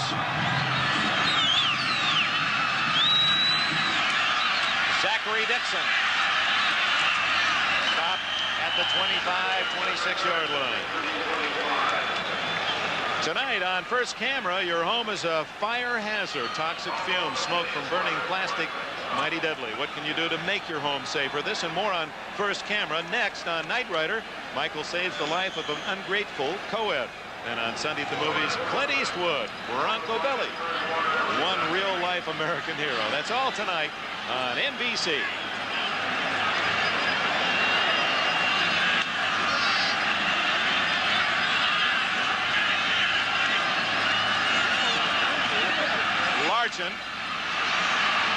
That's one of the longest gains of the entire day for Seattle to the 40-yard line, a game of about 14. Lester Hayes, the defender. And in the Raiders' scheme of defense, you'd think you'd be able to spring a Steve Largent with his clever feet more often, but the Raiders are an interesting team. They really don't give you much room on first down. They play basically the same philosophy of pressure defense on every down. And that makes it tough on all of those receivers. That's only the 5th first down of the game for Seattle. Complete to Warner. And he is to the Raider 48-yard line. That's the first time that Seattle has used Warner as a pass receiver, and he gains 12 yards. Warner getting downfield, getting a chance to get some open running room. First time he's had anything but black jerseys around him all day, Dick. Rod Martin, number 53. What a great player he is. He really had trouble making it into the NFL, didn't he, Dick? Well, they said I was too small. He was 195 pounds. That's why he was a 12th round draft pick. He said, I built myself up to 205 in my second year, and that's when I stuck with the Raiders. Now he's 225. David Hughes. Boy, look at the energy and the desire to the 40-yard line. A tough 8 for Hughes before Millen and Nelson can make the tackle. 27-0. The Los Angeles Raiders in command with 5.5 minutes remaining in the third quarter. And those that have migrated from Seattle, we understand some 5,000 fans down to cheer the Seahawks. And those seats are getting harder.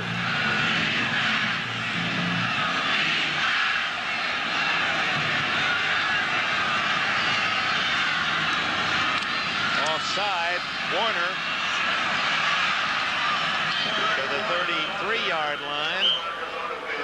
Here, one of the Raiders had jumped offside. Mike Davis made the tackle. 75, Howie Long, in his eagerness to get across the line and get after the quarterback, had gotten a quick jump. And he said he likes to go against a team that tries to single up on you man to man, because you don't have to worry about the traps. He said you can just stretch out and fire out the minute you see anything move. They got off a little early on that last play and they'll take a penalty. 75, defense, decline. But this is a defensive lineman's dream, Dick. When you know the other team has to throw the football, they've got to put it up. You don't even have to worry about the running game. James Garner, he's been a long time Raider fan. Right down on the sidelines.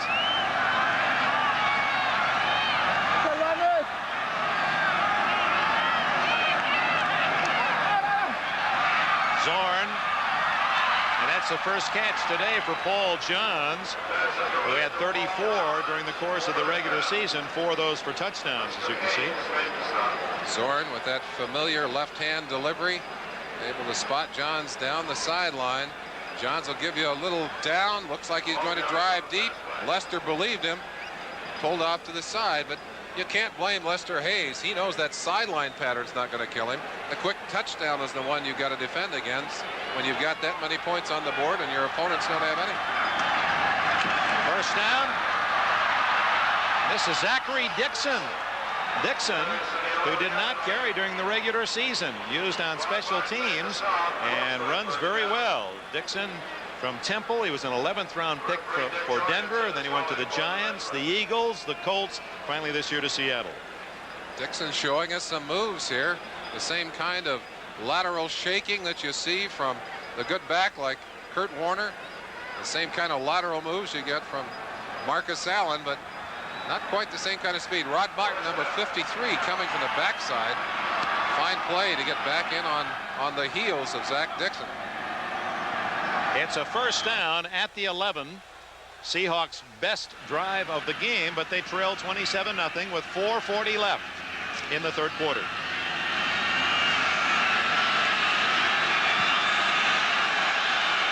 Dixon's still in there. We don't know if Warner is hurt.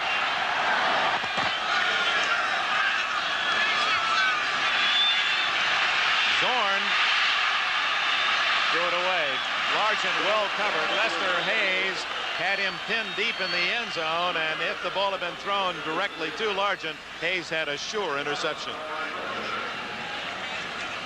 We're checking on the sidelines to see the status of Kurt Warner.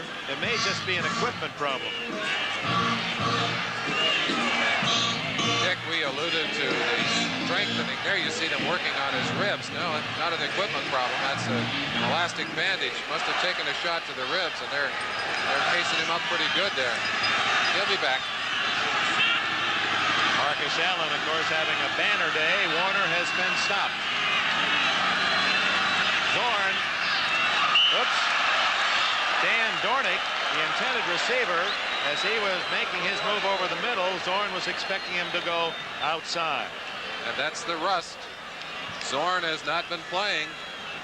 The timing is just not there.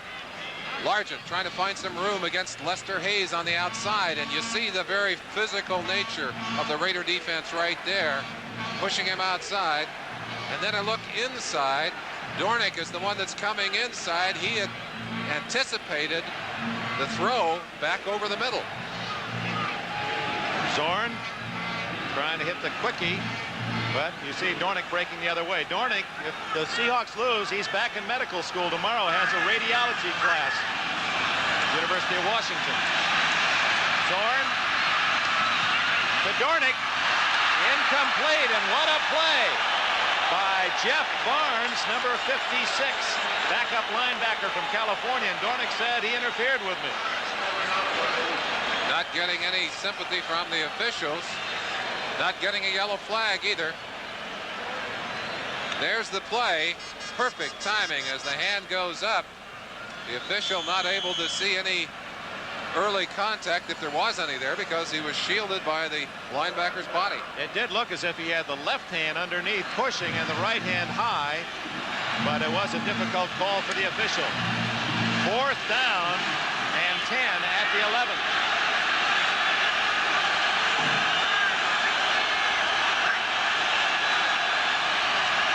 Good protection. Dornick, touchdown. Whoops, and even at that, they're still wrestling. Number 22, Mike Haynes with Dornick. So, the young man whose father is a physician, a brother a physician, continuing his studies at Washington Medical School, University of Washington in Seattle. He has himself the prescription for a touchdown. 4:01 left in the 3rd quarter. Coming into this game, Dornick had handled the ball 29 times on 3rd down situations, made 22 big plays. This is classic Zorn on this 4th down situation. Running to get a little extra time. Throwing the ball on the run. Excellent catch. And Dornick knew exactly where that goal line was. Norm Johnson's extra point try. And the Seahawks on the board. 4 minutes and a second left in the 3rd quarter. They stop the Raiders once in the end zone, only to find Marcus Allen coming back to score. But on this play, Zorn scrambling, buying time, finds his favorite 3rd and 4th down receiver. In their success this year. Johnson kicks it straight away. Clee Montgomery at the goal line. Oh, and this is where Seattle is at its best. High kicks by Johnson, terrific coverage and vicious hitting. Paul Moyer, Sam Merriman down to stop Montgomery at the 17. Dick, I think one of the most unusual statistics that I have seen in a great while, as we look at the stats on the drive, comes on special teams for the Seahawks, on the number of fumbles that they have forced. And we'll get that up. I'm not going to tip my hand. That's interesting enough to let you read for yourselves. But they have just been incredible in the way they've been able to shake the ball loose on special teams because of hits like that. Plunkett starting at his 17.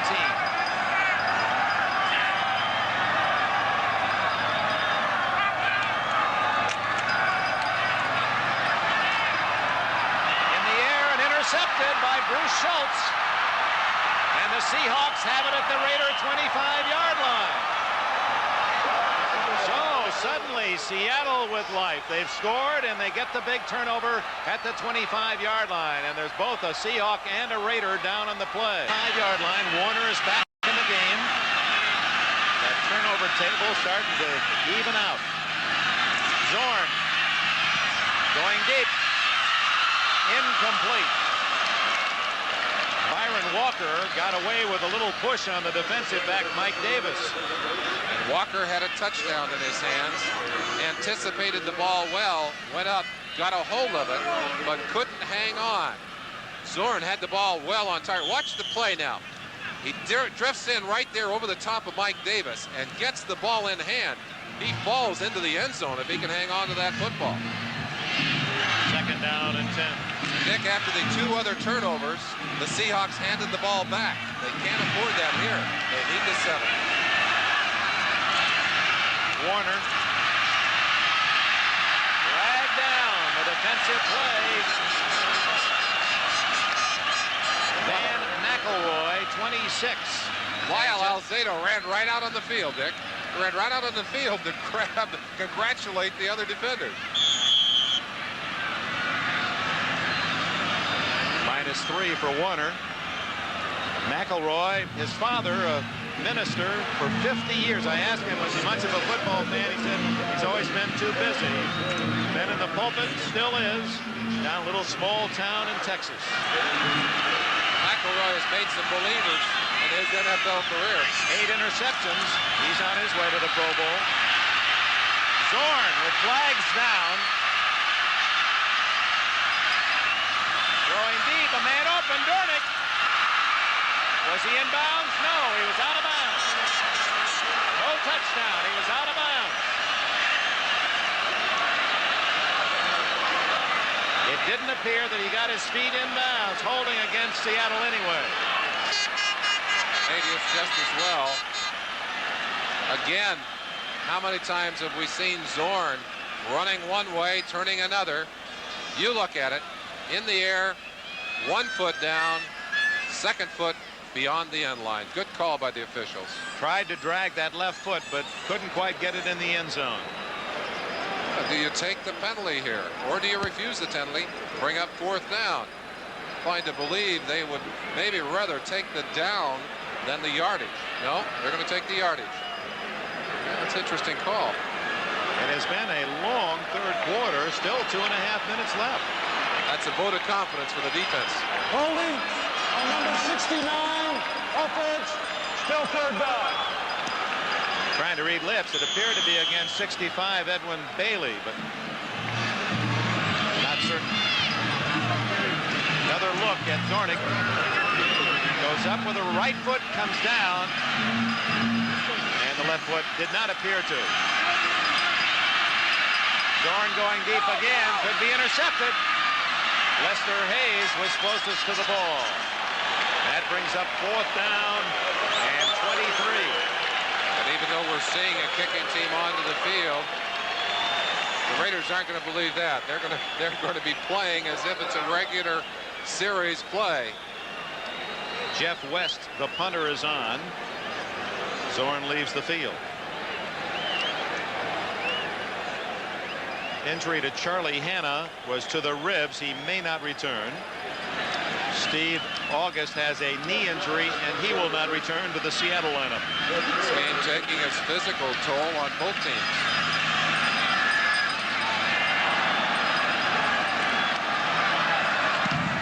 West really missed that one. Nothing but about 10 yards on the kick. Very difficult for me to understand that. We have almost nothing to gain. They're going to pick up about, what, 10 yards on the play, Dick? 12 yards is all. And that doesn't make things happy on the Seattle sidelines, but Knox is involved with talking with Jim Zorn. So for the 3rd time, Seattle unable to take advantage of a turnover.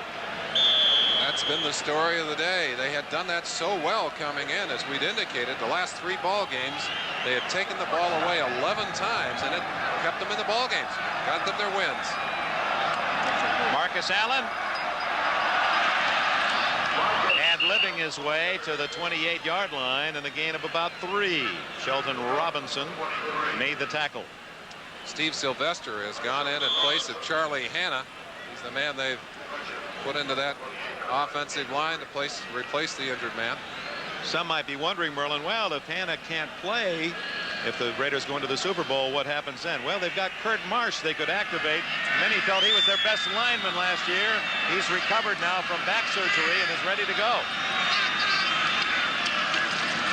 Allen, a couple more to the 29. Greg Gaines, 56, one of the many free agents to star on this Seattle team. He's from Tennessee. He replaced Michael Jackson at mid-year when Jackson was hurt, and they really like the development of Gaines. He's one of the many pluses in this Seattle season. You talk about Marsh on the sideline. They also have Don Mosbar sitting over there. There's Marsh right there. He told me, he said, I would love to get in the game. Mark Wilson in the background, he'd like to have a chance too. But 2 other names you got to remember. Don Mosbar is around, and Shelby Jordan. 2 fine talents just waiting for a chance to play in this Raider offensive line. 3rd and 6. Barnwell, he's having a field day. Seattle doubling Branch, and Barnwell is eating them alive. He now has 5 catches for 116 yards.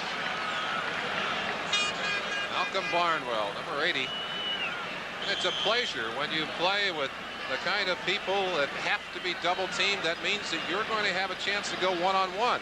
This case against number 42 Simpson. Barnwell drives him off with the pattern, comes back to the football.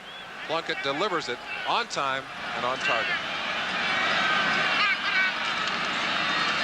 Allen Ooh, you could hear the pads crunch on that one as Moyer came up to make the hit. Well, the point's well taken, too, and it applies to all sports, team sports, Merlin. When you have such good talent, it's like being in a baseball lineup. You get to hit in front of Mantle and Maris, you're going to get some pretty good pitches, and you become suddenly a better hitter than if you were in a team that was down buried in the cellar. Certainly one of the essentials for playoff success, the kind of balance that forces you to respect.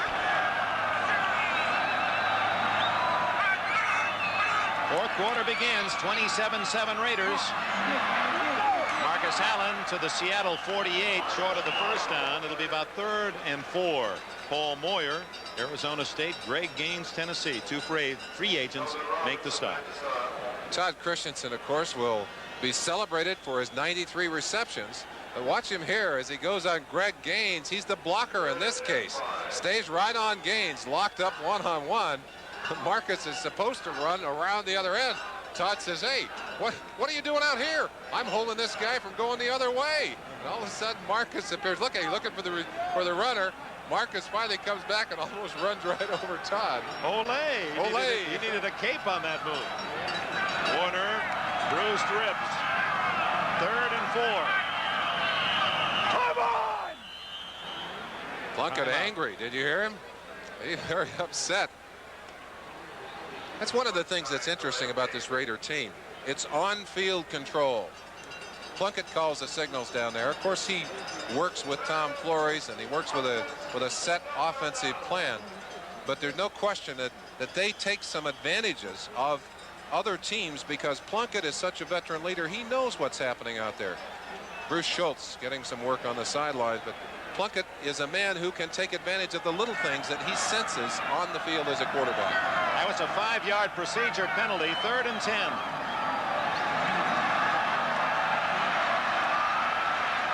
Marcus Allen, first down at the 38-yard line. Boy, Plunkett did a great job of just rainbowing that pass over 2 linebackers and right into the leaping efforts of Marcus Allen.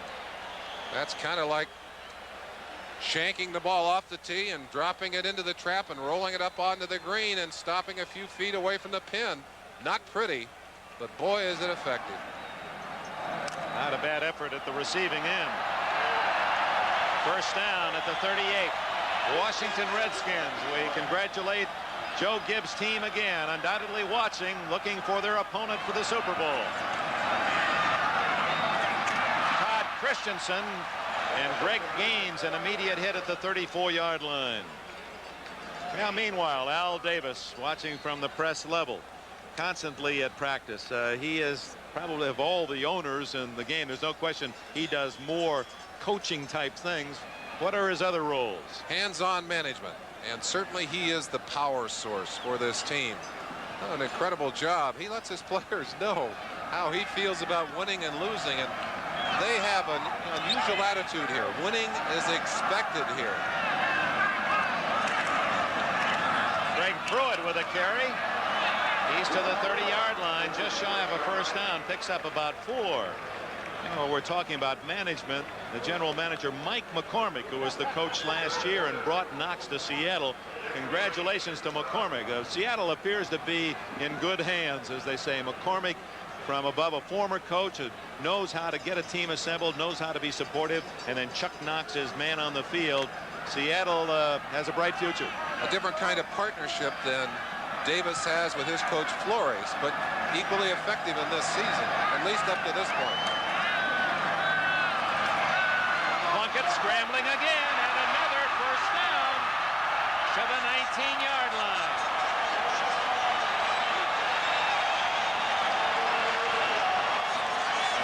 Years, 11 more yards for 35-year-old legs. Plunkett seems to have to find his way to the bench to really get him inspired. Of course, that's where he was when he got the call after an injury to Dan Pastorini. Took his team to the Super Bowl, big victory over the Philadelphia Eagles. And here he is again, coming back to play with such great effectiveness after Mark Wilson had replaced him in the lineup, and then with a shoulder injury said, hey, your turn again. First down. Uh-oh.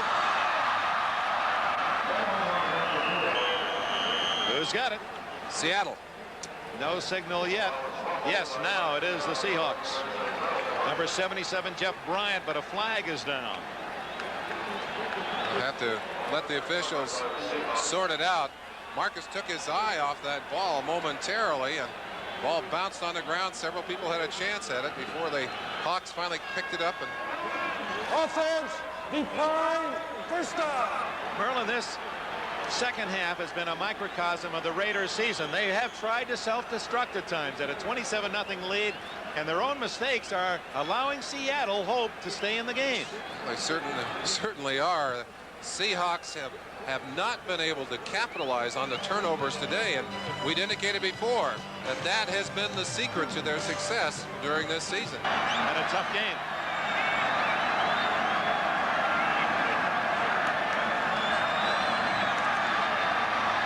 Zorn, incomplete. As he goes to his tight end, Charlie Young. Well covered by Matt Millen. Well, if Washington and the Raiders should have a rematch, remember in the regular season, Washington beat the Raiders 37-35, and Raiders had a big lead in the second half. That turnover table will be incredible, the comparisons between the two teams. Hard to believe that the Raiders have been able to sustain the kind of success that they've had when they put the ball on the ground so many times, either through fumbles or through interceptions.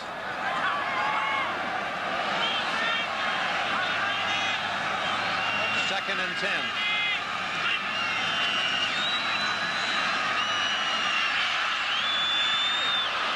Zorn, and he was throwing from a crowd of Raiders. John's the intended receiver. The Washington Redskins had that phenomenal record this year of not giving up the ball but taking it away constantly. We'll give you that in a moment. First, a reminder tonight, NBC, first camera, then Knight Rider, and Clint Eastwood as Bronco Billy. Please stay with us. Now that statistic on the turnover table. Washington an amazing plus 43.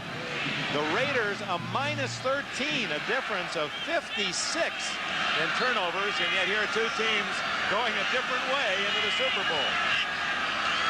Well, that's what Seattle. Well, Dan McElroy denies Seattle hopes. The man who intercepted 8 passes during the regular season to earn a trip to the Pro Bowl has his first today. Raiders tipped the scale back in their favor slightly. 5 turnovers to 4 today. They're not going to at least go the other direction. A +1 on today's action.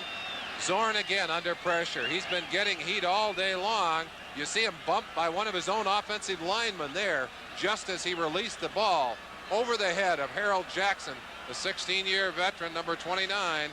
But doesn't make any difference now. The men in black have it again. All 5 turnovers, interceptions by that Raider defense. It's 27-7. Los Angeles, 10:44 left. 1975. Bradshaw to Stallworth. Pittsburgh on its way to one of their 4 Super Bowl championships. Team, but that guy with the beard is huge. He looks a little out of shape to me. I don't remember him.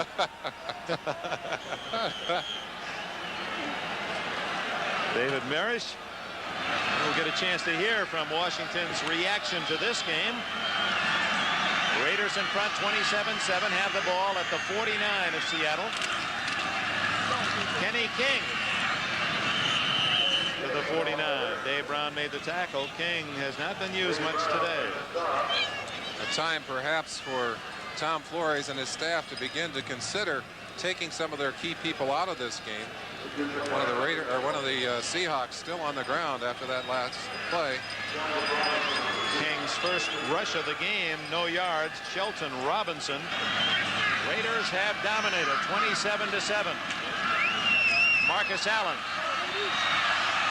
to the 42-yard line. That will leave the Raiders 3 yards shy of a first down. Joe Norman replacing Sheldon Robinson with the tackle, number 52, from Indiana University.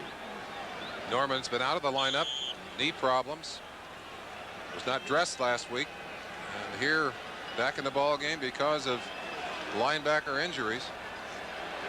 He's not afraid to stick his head in there. And they dropped Marcus Allen, who now has 137 yards rushing. Allen had over 100 yards last week against Pittsburgh. Plunkett, with a flag down, is sacked at his own 47. Greg Gaines on a blitz, the linebacker, got there first. Now we'll check the penalty. Mike Haynes, midseason, and that after the deadline trade. You know, Seattle and Chuck Knox and San Diego, naturally being in the Western Division, they tried to stop the trade, but it materialized, and the Raiders, already strong defensively, pick up an all-pro cornerback in Mike Haynes. Many feel he might be the best at his position. Well, they didn't have a bad man at that position in Ted Watts, but he was perhaps the weakest of those four back there. Now that position may well be their strongest, Dick. 9:24 left in the game, and Ray Guy, as the Seahawks decline the holding penalty. Johns at his 5-yard line. Get the feeling that he's going to return it no matter where it is. Oops, he won't return that one. Guy almost missed it completely. Very competitive man, Raymond Guy, and he can't believe what he just did. He may have taken his eye off the ball. You see those tight jaws. Great athletes are not very forgiving of their mistakes in a game like this. Let's see if we can pick out what he did wrong. He had to jump for the snap. He knew. Boy, did he know. We talked to Chris Barr about when he knew if he hit it right. He said, the minute my foot touches the ball, watch Guy. The minute that ball came off his foot, he knew it was bad. Out of bounds at the 40-yard line. Seattle will have it there with 9:17 left, and the Raiders up by 20. Harold Jackson with the Rams, with Minnesota, with Philadelphia, now with Seattle. 4 different teams. Not Minnesota. Yeah, but he did play with Minnesota. New England. New England. Okay. Yeah. New England. Bill Pickel makes the stop. David Hughes and Mike Davis slow getting up. And that's a critical time for the winning team. They can ill afford to lose a star. Looking ahead to the Super Bowl. Tampa Bay, boy, that city is really afire, ready to embrace the championship of professional football. Davis grabbing his stomach, took a shot inside. We saw Harold Jackson a moment ago. 38th birthday last Friday. Coaches say he's still like a 22-year-old. I remember him as a rookie. Zach Dixon. Woo. Oh, he has run well and runs into Mike Haynes, and Haynes gets a little throw from Dixon. We'll see who gets the penalty. No question, but Haynes had a little extra out of bounds, and Dixon didn't like it, threw the ball at him. This may be one of those double personal fouls. Mike Haynes, very professional. I'm a little surprised. He may still be establishing things out there, but you don't really need that kind of play. You just got to look up at that scoreboard. You know how things stand. 7-7. They've led all the way. We're ahead 27-0. Zorn and to Largent. Almost a spectacular catch by Steve Largent. 27-7 on the scoreboard. Largent still going up for pass from Zorn, up there battling for it. The secret is concentration. Doesn't matter what the score is, you still got to give it the best shot you got. Dave Craig now a cheerleader on the sidelines. Man next to him on the right of your screen, Rusty Tillman, special teams coach. We'd like to pass along a bouquet to him. Boy, he's put some great marks in the book this year for the special teams of the Seahawks.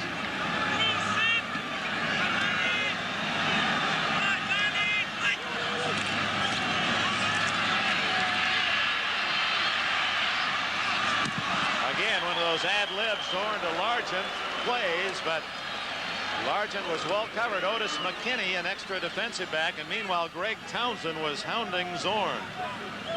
Pressure. All kinds of pressure on the second Raider. Lester Hayes over to the sideline. Lester hobbling a little bit. You said it earlier, the one thing you can't afford is to see your best players, your key people, going to the sideline. Looked like Otis McKinney just touched the back of that ball. Largent Excellent concentration, but when that ball is deflected that close to you, almost impossible to catch. 8:37 left. Seattle trying to cut into a 20-point Raider lead. 3rd and 10. Over the middle, complete to Johns. He's wrapped up by McKinney, who's made 2 good plays back-to-back at the 40-yard line. Johns, who has been quiet today, only his 2nd catch. Interesting decision here for Knox, who's going to have a 4th down and about 4. He really has no choice.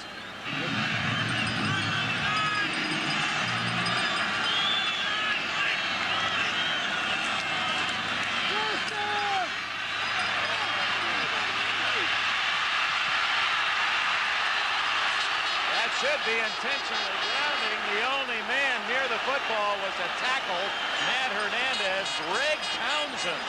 Well, they're going to call it not grounding but a sack as Townsend chases Zorn, and it appeared Townsend was equally quick of foot.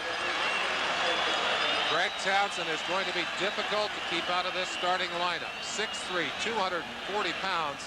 Watch the acceleration and the speed. Zorn is not a slow quarterback. In fact, able to run extremely well. Gives him a little Fran Tarkenton reverse there, and Townsend accelerates, has him in the grasp. Otherwise, I think that would have been an intentional grounding.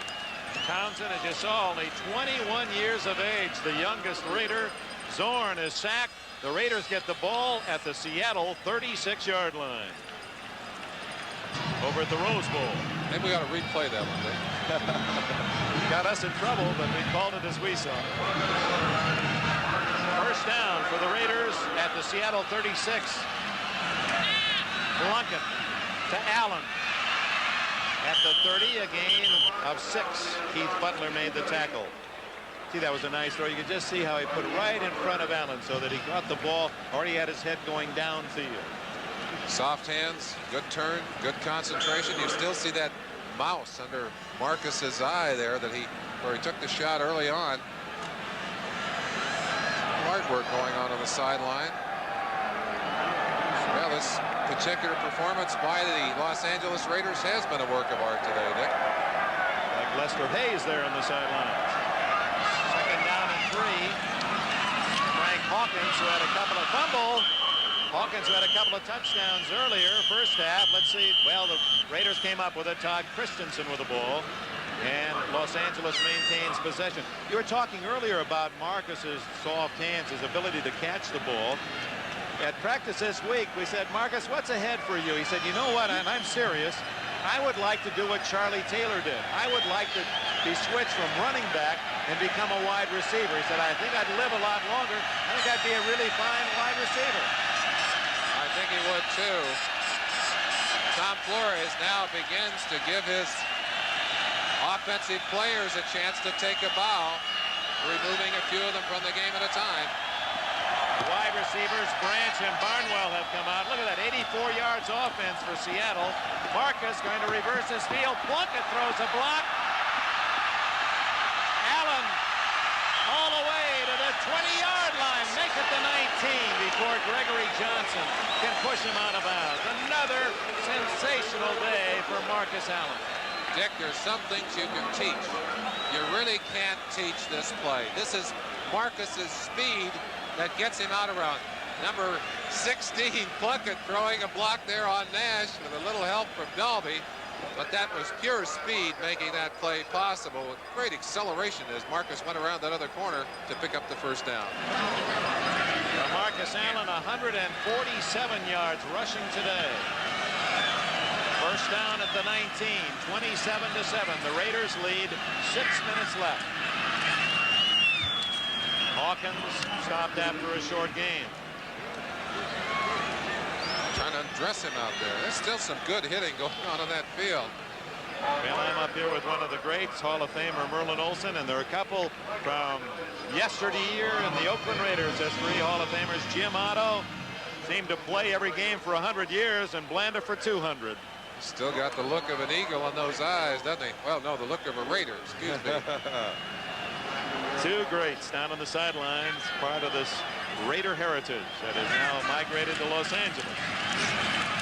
Marcus Allen driving to the 15-yard line. Greg Gaines with a tackle. Marcus, by the way, looking forward, I'm sure, now to the matchup next week. He did not play in that Washington game earlier in the year. Certainly that's something that the Redskins have to remember and take into account in their preparation. Well, over 200 yards running and receiving for Allen, and they were criticizing him that he had an off year. All he did was gain 1,000 yards rushing, catch 68 passes. He threw 3 touchdown passes.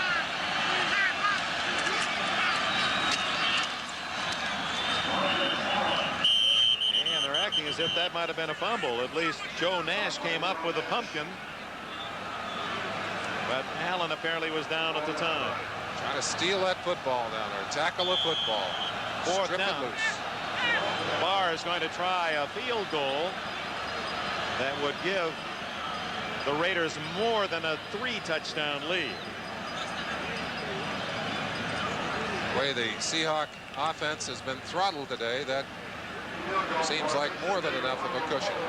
Well, you know, it was very simple and stated well by you, Merlin. It was stop Kurt Warner, and the Raiders felt confident. They have stopped Warner, and the Raiders obviously have dominated. A whistle, no play. The whistle before the kick. Delay of game, Raiders. We had delay of game before the snap. A couple of those young off praise that should go to Tom Flores. He is the coach of this team.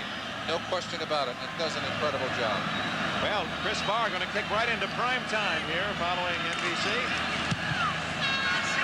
And he's got his 3rd field goal of the game, 35 yards. Knight Ryder couldn't have done it better. Nor could Billy Bronco, Bronco Billy. 30-7, the Raiders. Less than 4 minutes left. Well, I suppose around the National Football League, if you wanted the proper effects on another great season, you'd want the 2 best teams in the Super Bowl. And by record, it appears that's exactly what's going to happen in Tampa. We pause briefly for station identification. This is the NBC Television Network.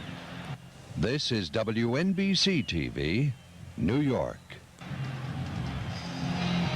Saw Kurt Warner standing alone on the far sidelines. Now Flores will draw a crowd at game's end. Warner's had an incredible year. Who could have projected the kind of success that he would have in this rookie season? The kind of success Chuck Knox would have in this rookie season. There's some real sadness right now on the sideline, and you understand that quote if you're a coach. You never get over it. That came last week after Shula was beaten by Knox's Seahawks. Well, it is such a letdown because you're thinking Super Bowl and the playoffs, and then what do you do when it's all over? It's hard to accept. Out of bounds. Stop their victory out of rough and aggressive play. Here's a little fun bunch. Christensen, Branch, Barnwell, the 3 top targets for Plunkett. What's the finale to this dance? I wonder how long it takes. Apparently more verbal than physical. I like the way the fun bunch celebrates myself.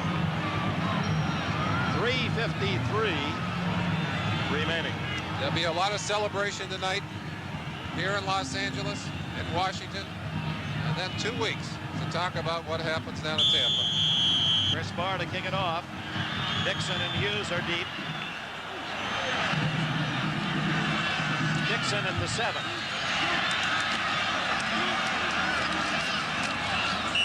And his kickoff returns have been one of the many highlights for the Seahawks this year. He's out to the 28 as Mark Wilson begins to tune up. I want to ask you, Merlin, you were in the final championship game 1 step from the Super Bowl and never made it. How long did it take you before you really got your head and your act back together, before you recognized, wow, the season's over and it didn't all come down to what I wanted?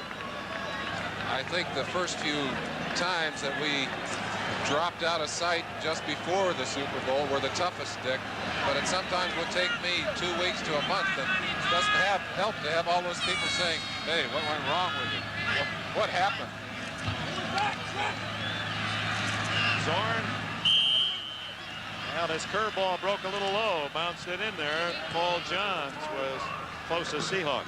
Dick, as we look at the Seahawks, look at Zorn, there's no way you can take away from them what they have accomplished in this season. And I think that's something that's important to think about.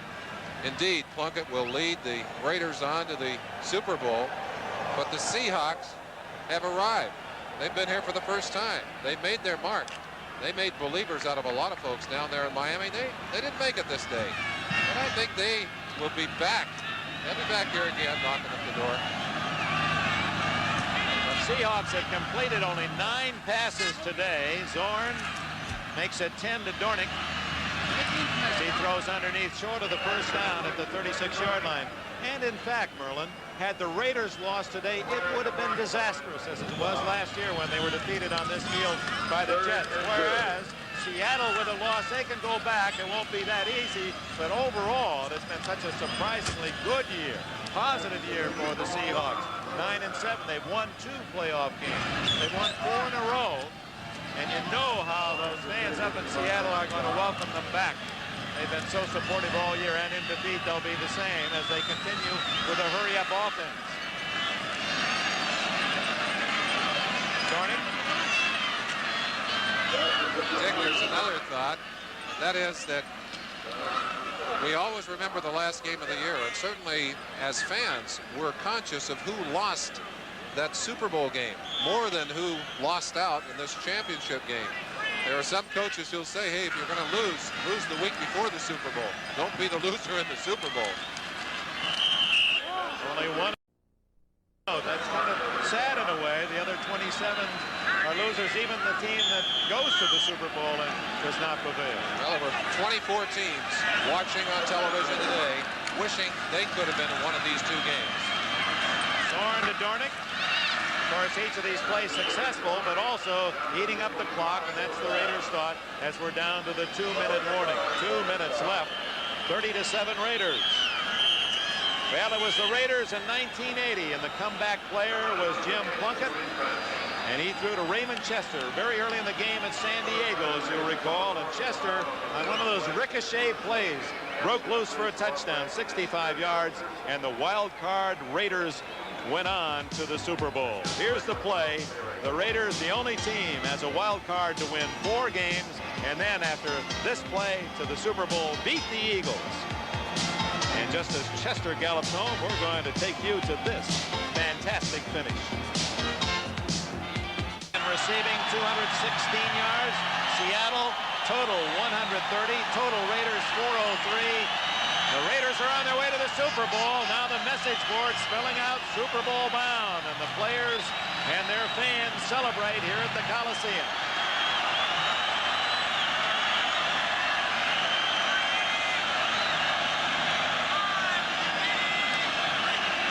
Seattle cosmetically trying to change the score.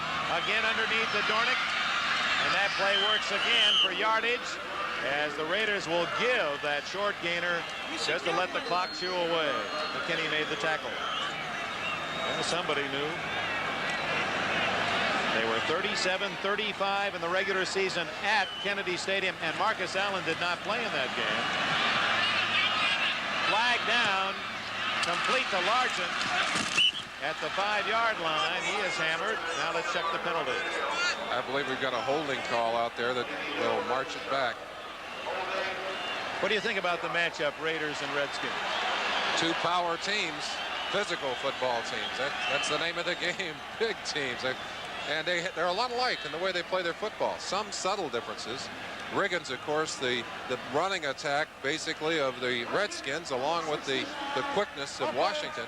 Here they use Marcus Allen outside, Hawkins inside. But both teams will take the ball deep. Both have quarterbacks that can do it. Defensively, 2 great defenses. That's, you know, good matchups in terms of pressure, good matchups in terms of balance on both sides. I think it's a great game. You know, it reminds me of the Dallas-Pittsburgh matchup a few years ago at the Orange Bowl. 2 great teams. 1:20 left. Complete to Johns. Finally bumped out of bounds at about the 9-yard line, where it'll be first. Well, no, it will not be a first down. They had 1st and 20. It'll bring up 2nd down and about 7. Rod Martin, a man that Really has been so quiet in terms of publicity, but finally honored this year, his first Pro Bowl, and voted by UPI as the AFC Defensive Player of the Year. Lawrence Taylor of the Giants, the NFC honoree. Rod Martin, what a nice man. He got one of the great smiles in football. He certainly does. You know, I think the people who fought the hard way to get here enjoy it the most. He certainly qualifies there.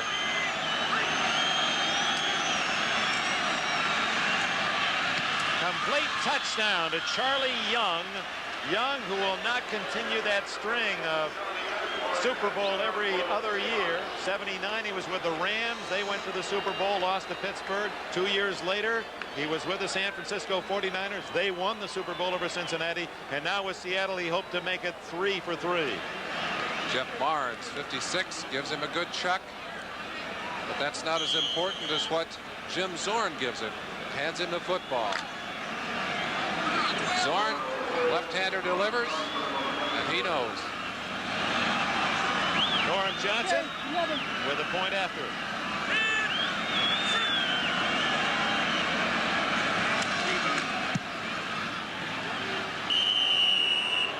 And it is 30-14 Raiders. You look down at the Raiders sideline and you sense the pleasure there, and you sense the excitement there. But this is an interesting team. They don't do a lot of celebrating after a victory until the big one, the Super Bowl. It's almost business as usual. They'll go back in the dressing room, put their clothes on, and go home. They'll be smiling and happy, but they know that the work's not finished until you finish it up right in the Super Bowl. Well, this will wrap up our coverage of the NFL for this season. So we go on to basketball, tennis, and golf. And next weekend, along with basketball, a terrific tennis golf doubleheader, the Volvo Masters, involving the top 12 men in the world competing at the Garden, and then the Bob Hope Desert Classic Saturday and Sunday, the 4th and 5th rounds.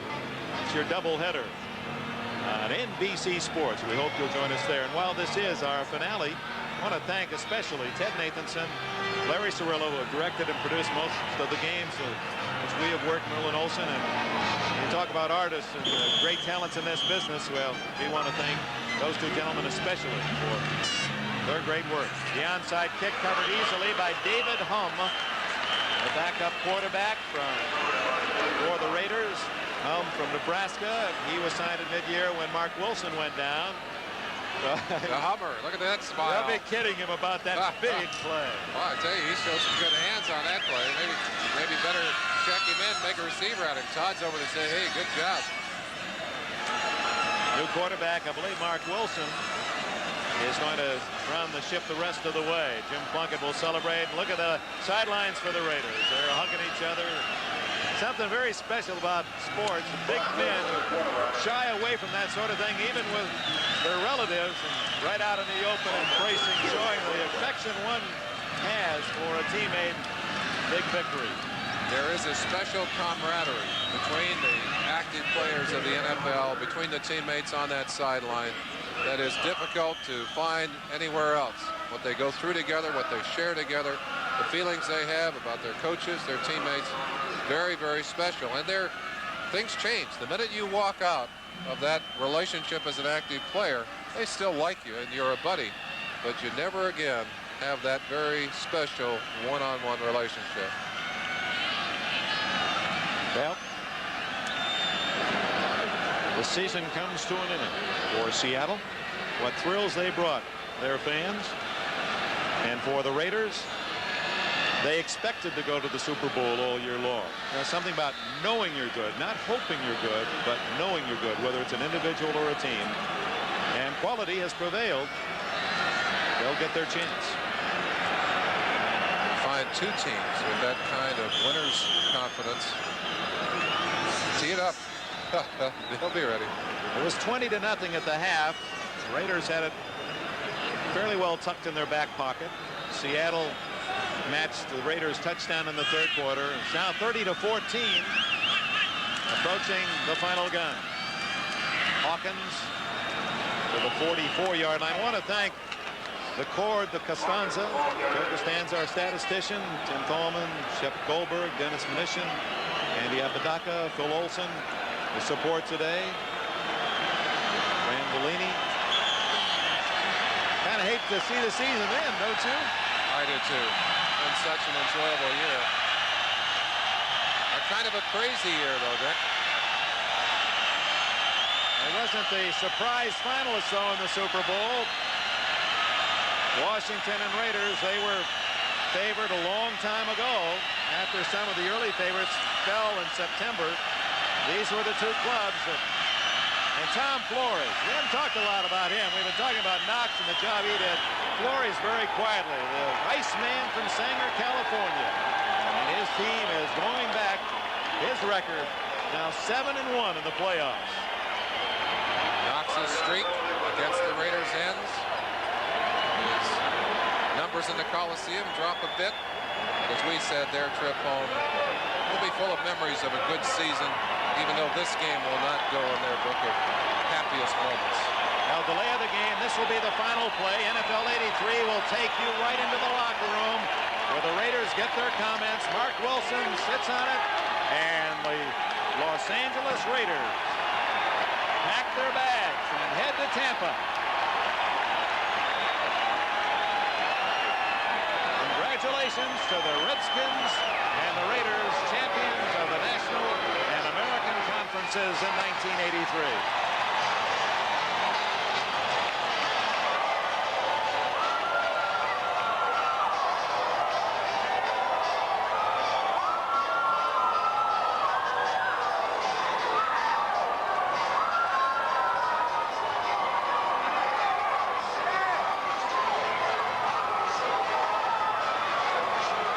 30-14, the final, before the largest crowd to ever see a championship of the American Football Conference at the Coliseum, where we will return in just a moment.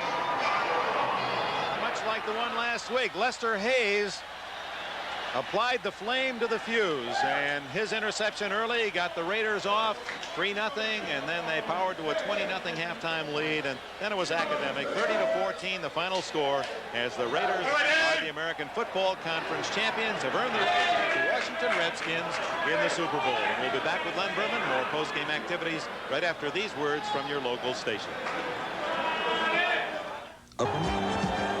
Back at the LA Coliseum, one of the goalposts has come down. The other one is safe for now as the LA Raiders and the LA fans head to the Super Bowl. Of course, the Raiders have been there as the Oakland Raiders. Now, for the first time in their second year playing in Los Angeles, the LA Raiders head to the Super Bowl to play the Washington Redskins. Who should be favored in this game? After all, the Redskins are the defending champs, look awfully tough. Had a scare today. The Raiders playing nearly the perfect game. Who should be the favorite in the Super Bowl? The early line is just out. The Washington Redskins are favored by 3.5 points. A year ago, the Miami Dolphins were the 3-point favorites when the Redskins won Super Bowl 17. So that's the matchup. We have a lot to tell you about on our post-game report. Locker room interviews, highlights. He got his pick right today. We have a lot to talk about. We'll return to the LA Coliseum in just a minute. LA Coliseum, the exuberant crowd here as the Raiders are heading to Super Bowl 18 in Tampa, Florida. Standing by now in the Raider locker room is our Ahmad Rashad with Raiders coach Tom Flores. Let's send it downstairs to him. Coach played like true champions. You got to be proud of this football team. I'm so proud. I tell you, it's a great feeling. This is what you dream about. And our guys were really up this week. We had a great week of practice. And it was a championship game, and they played great. I'm proud. Merlin Olsen mentioned during the course of the game that you guys were so businesslike during the course of the season, and then you really came on emotionally the last 2 weeks. Well, we did. You know, the biggest, the hardest thing nowadays is to qualify for this playoffs. And once you get in the playoffs, it's a different ball game. It's a whole new season, and then it's one game at a time. And we prepared that way. We never looked beyond anybody that we were preparing for. And people kept asking, who would you want to play? I said, I don't care who it is, as long as we're one of the teams playing. All right, how do you assess this football team as opposed to the team that won the Super Bowl the last time? I think that there's a lot of similarities. Number one, Jim Plunkett, the way he came back for us this year, the way he's performed. Our defense is playing super at this stage. Our pass rush is better than it was in 80, but I tell you, there's a lot of similarities. This team is a tough team. It overcomes anything you put in front of it. I know you're happy about the win today, but what about the Washington Redskins? They're awesome. They're awesome, but I guess we look pretty good today, too. So I tell you, we had a great game with them early in the season, and I look forward to playing the Redskins because we like to play good teams. All right, thanks a lot, Coach, and congratulations to you. Back to you, Lenny. Thanks, Ahmad. If you're wondering about the money, the Seattle Seahawks, by losing today, they've earned $34,000 a man. Not bad. The Raiders, if they win Super Bowl 18, will earn $64,000 per man. And that's one of those men, Marcus Allen. We'll return to Los Angeles in just a moment. Hawks and the season provided by their coach Chuck Knox, taking 3 different clubs to the playoffs during his terrific career as an NFL coach. He is standing by now live in the locker room with Bill McAtee. Let's send it down there. All right, Lenny, things are a bit more solemn here in the Seattle locker room, but Chuck Knox, you can't help but think that in spite of what happened today, you have to feel a tremendous sense of accomplishment for what this team did this year. Well, I'm very proud of our football team, the way they battled back all year.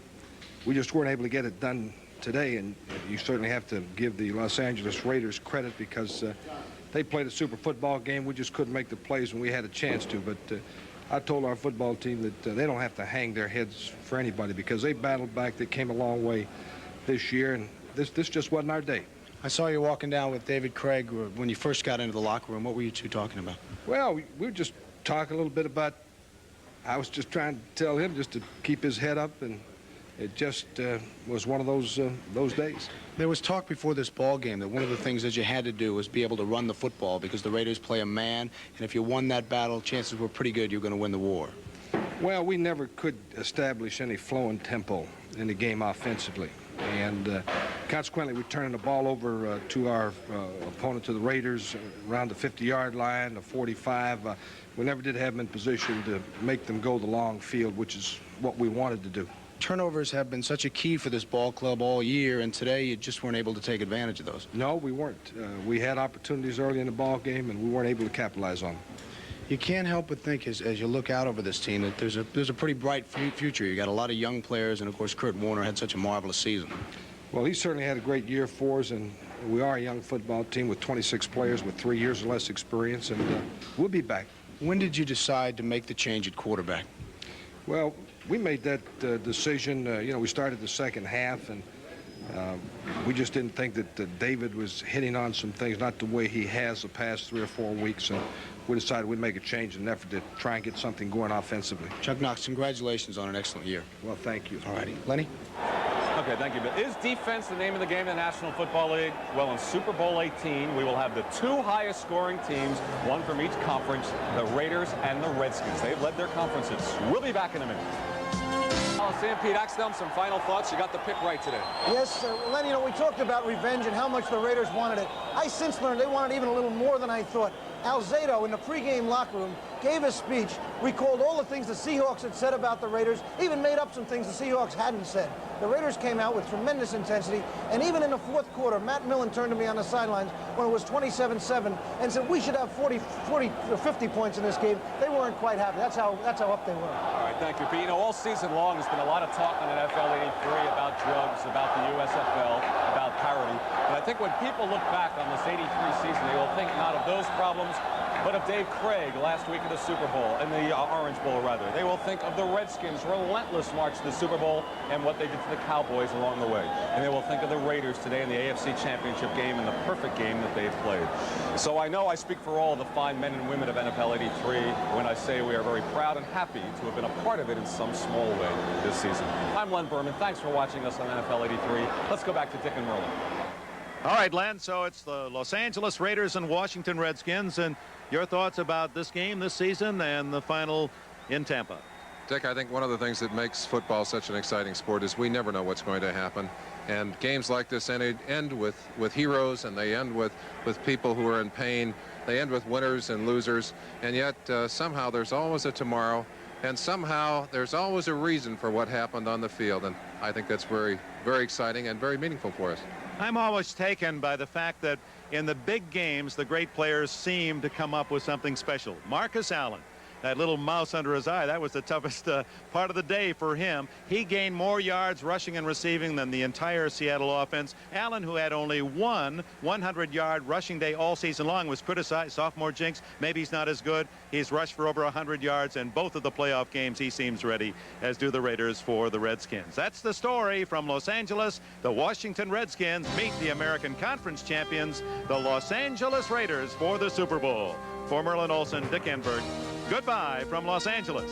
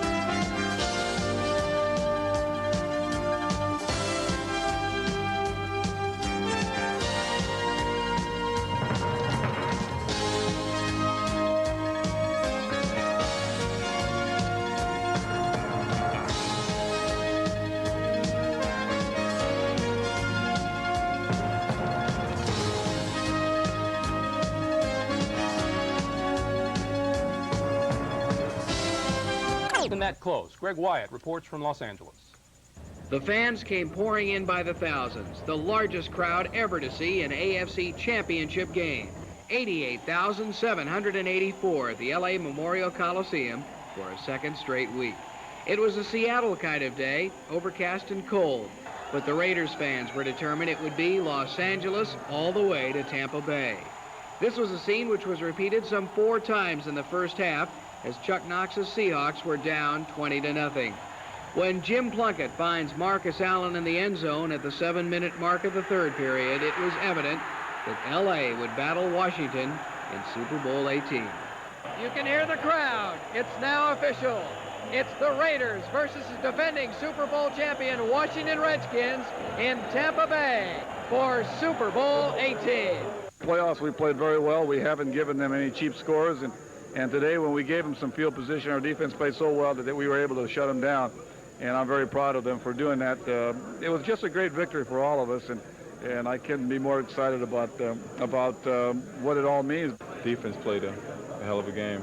I think it was some big play after big play, and I think everyone contributed on offense. I think what made go unnoticed is I think Jimmy Plunkett came up with a lot of key runs on third and short or third and long, whatever, in passing situation where everybody was covered, and Jim happened to pick up on the first down by running the ball. Now it's you in Washington. A lot of people predicted before the season even started that's the way it would end. I guess, I don't know what the predictions were, but I'm glad we're there, and I don't care. I wouldn't have cared who we were playing, but I'm kind of looking forward to playing Washington again. The third time was the charm for the Raiders, who had lost to Seattle twice in the regular season. Durable running back Frank Hawkins scored twice for Los Angeles, while rookie sensation Kurt Warner only managed 26 yards and 11 carries against the playoff smart Silver and Black. Usually when your running game isn't going, you're not blocking people the way you should be blocking. We just could not get it going. We couldn't establish any flow and tempo, period. The Raiders, they have a lot of guys who are tough. Alzado, Long, the nose guard, and Millen. You got the linebackers, and they just got a tough core of guys, and I take my hat off to the Raiders. They shut us down and they beat us. The goalposts are history now, while the LA Raiders are continuing to make AFC playoff history. Greg Wyatt, ESPN, Los Angeles. Thank you, Greg. Our Chris Berman will be back.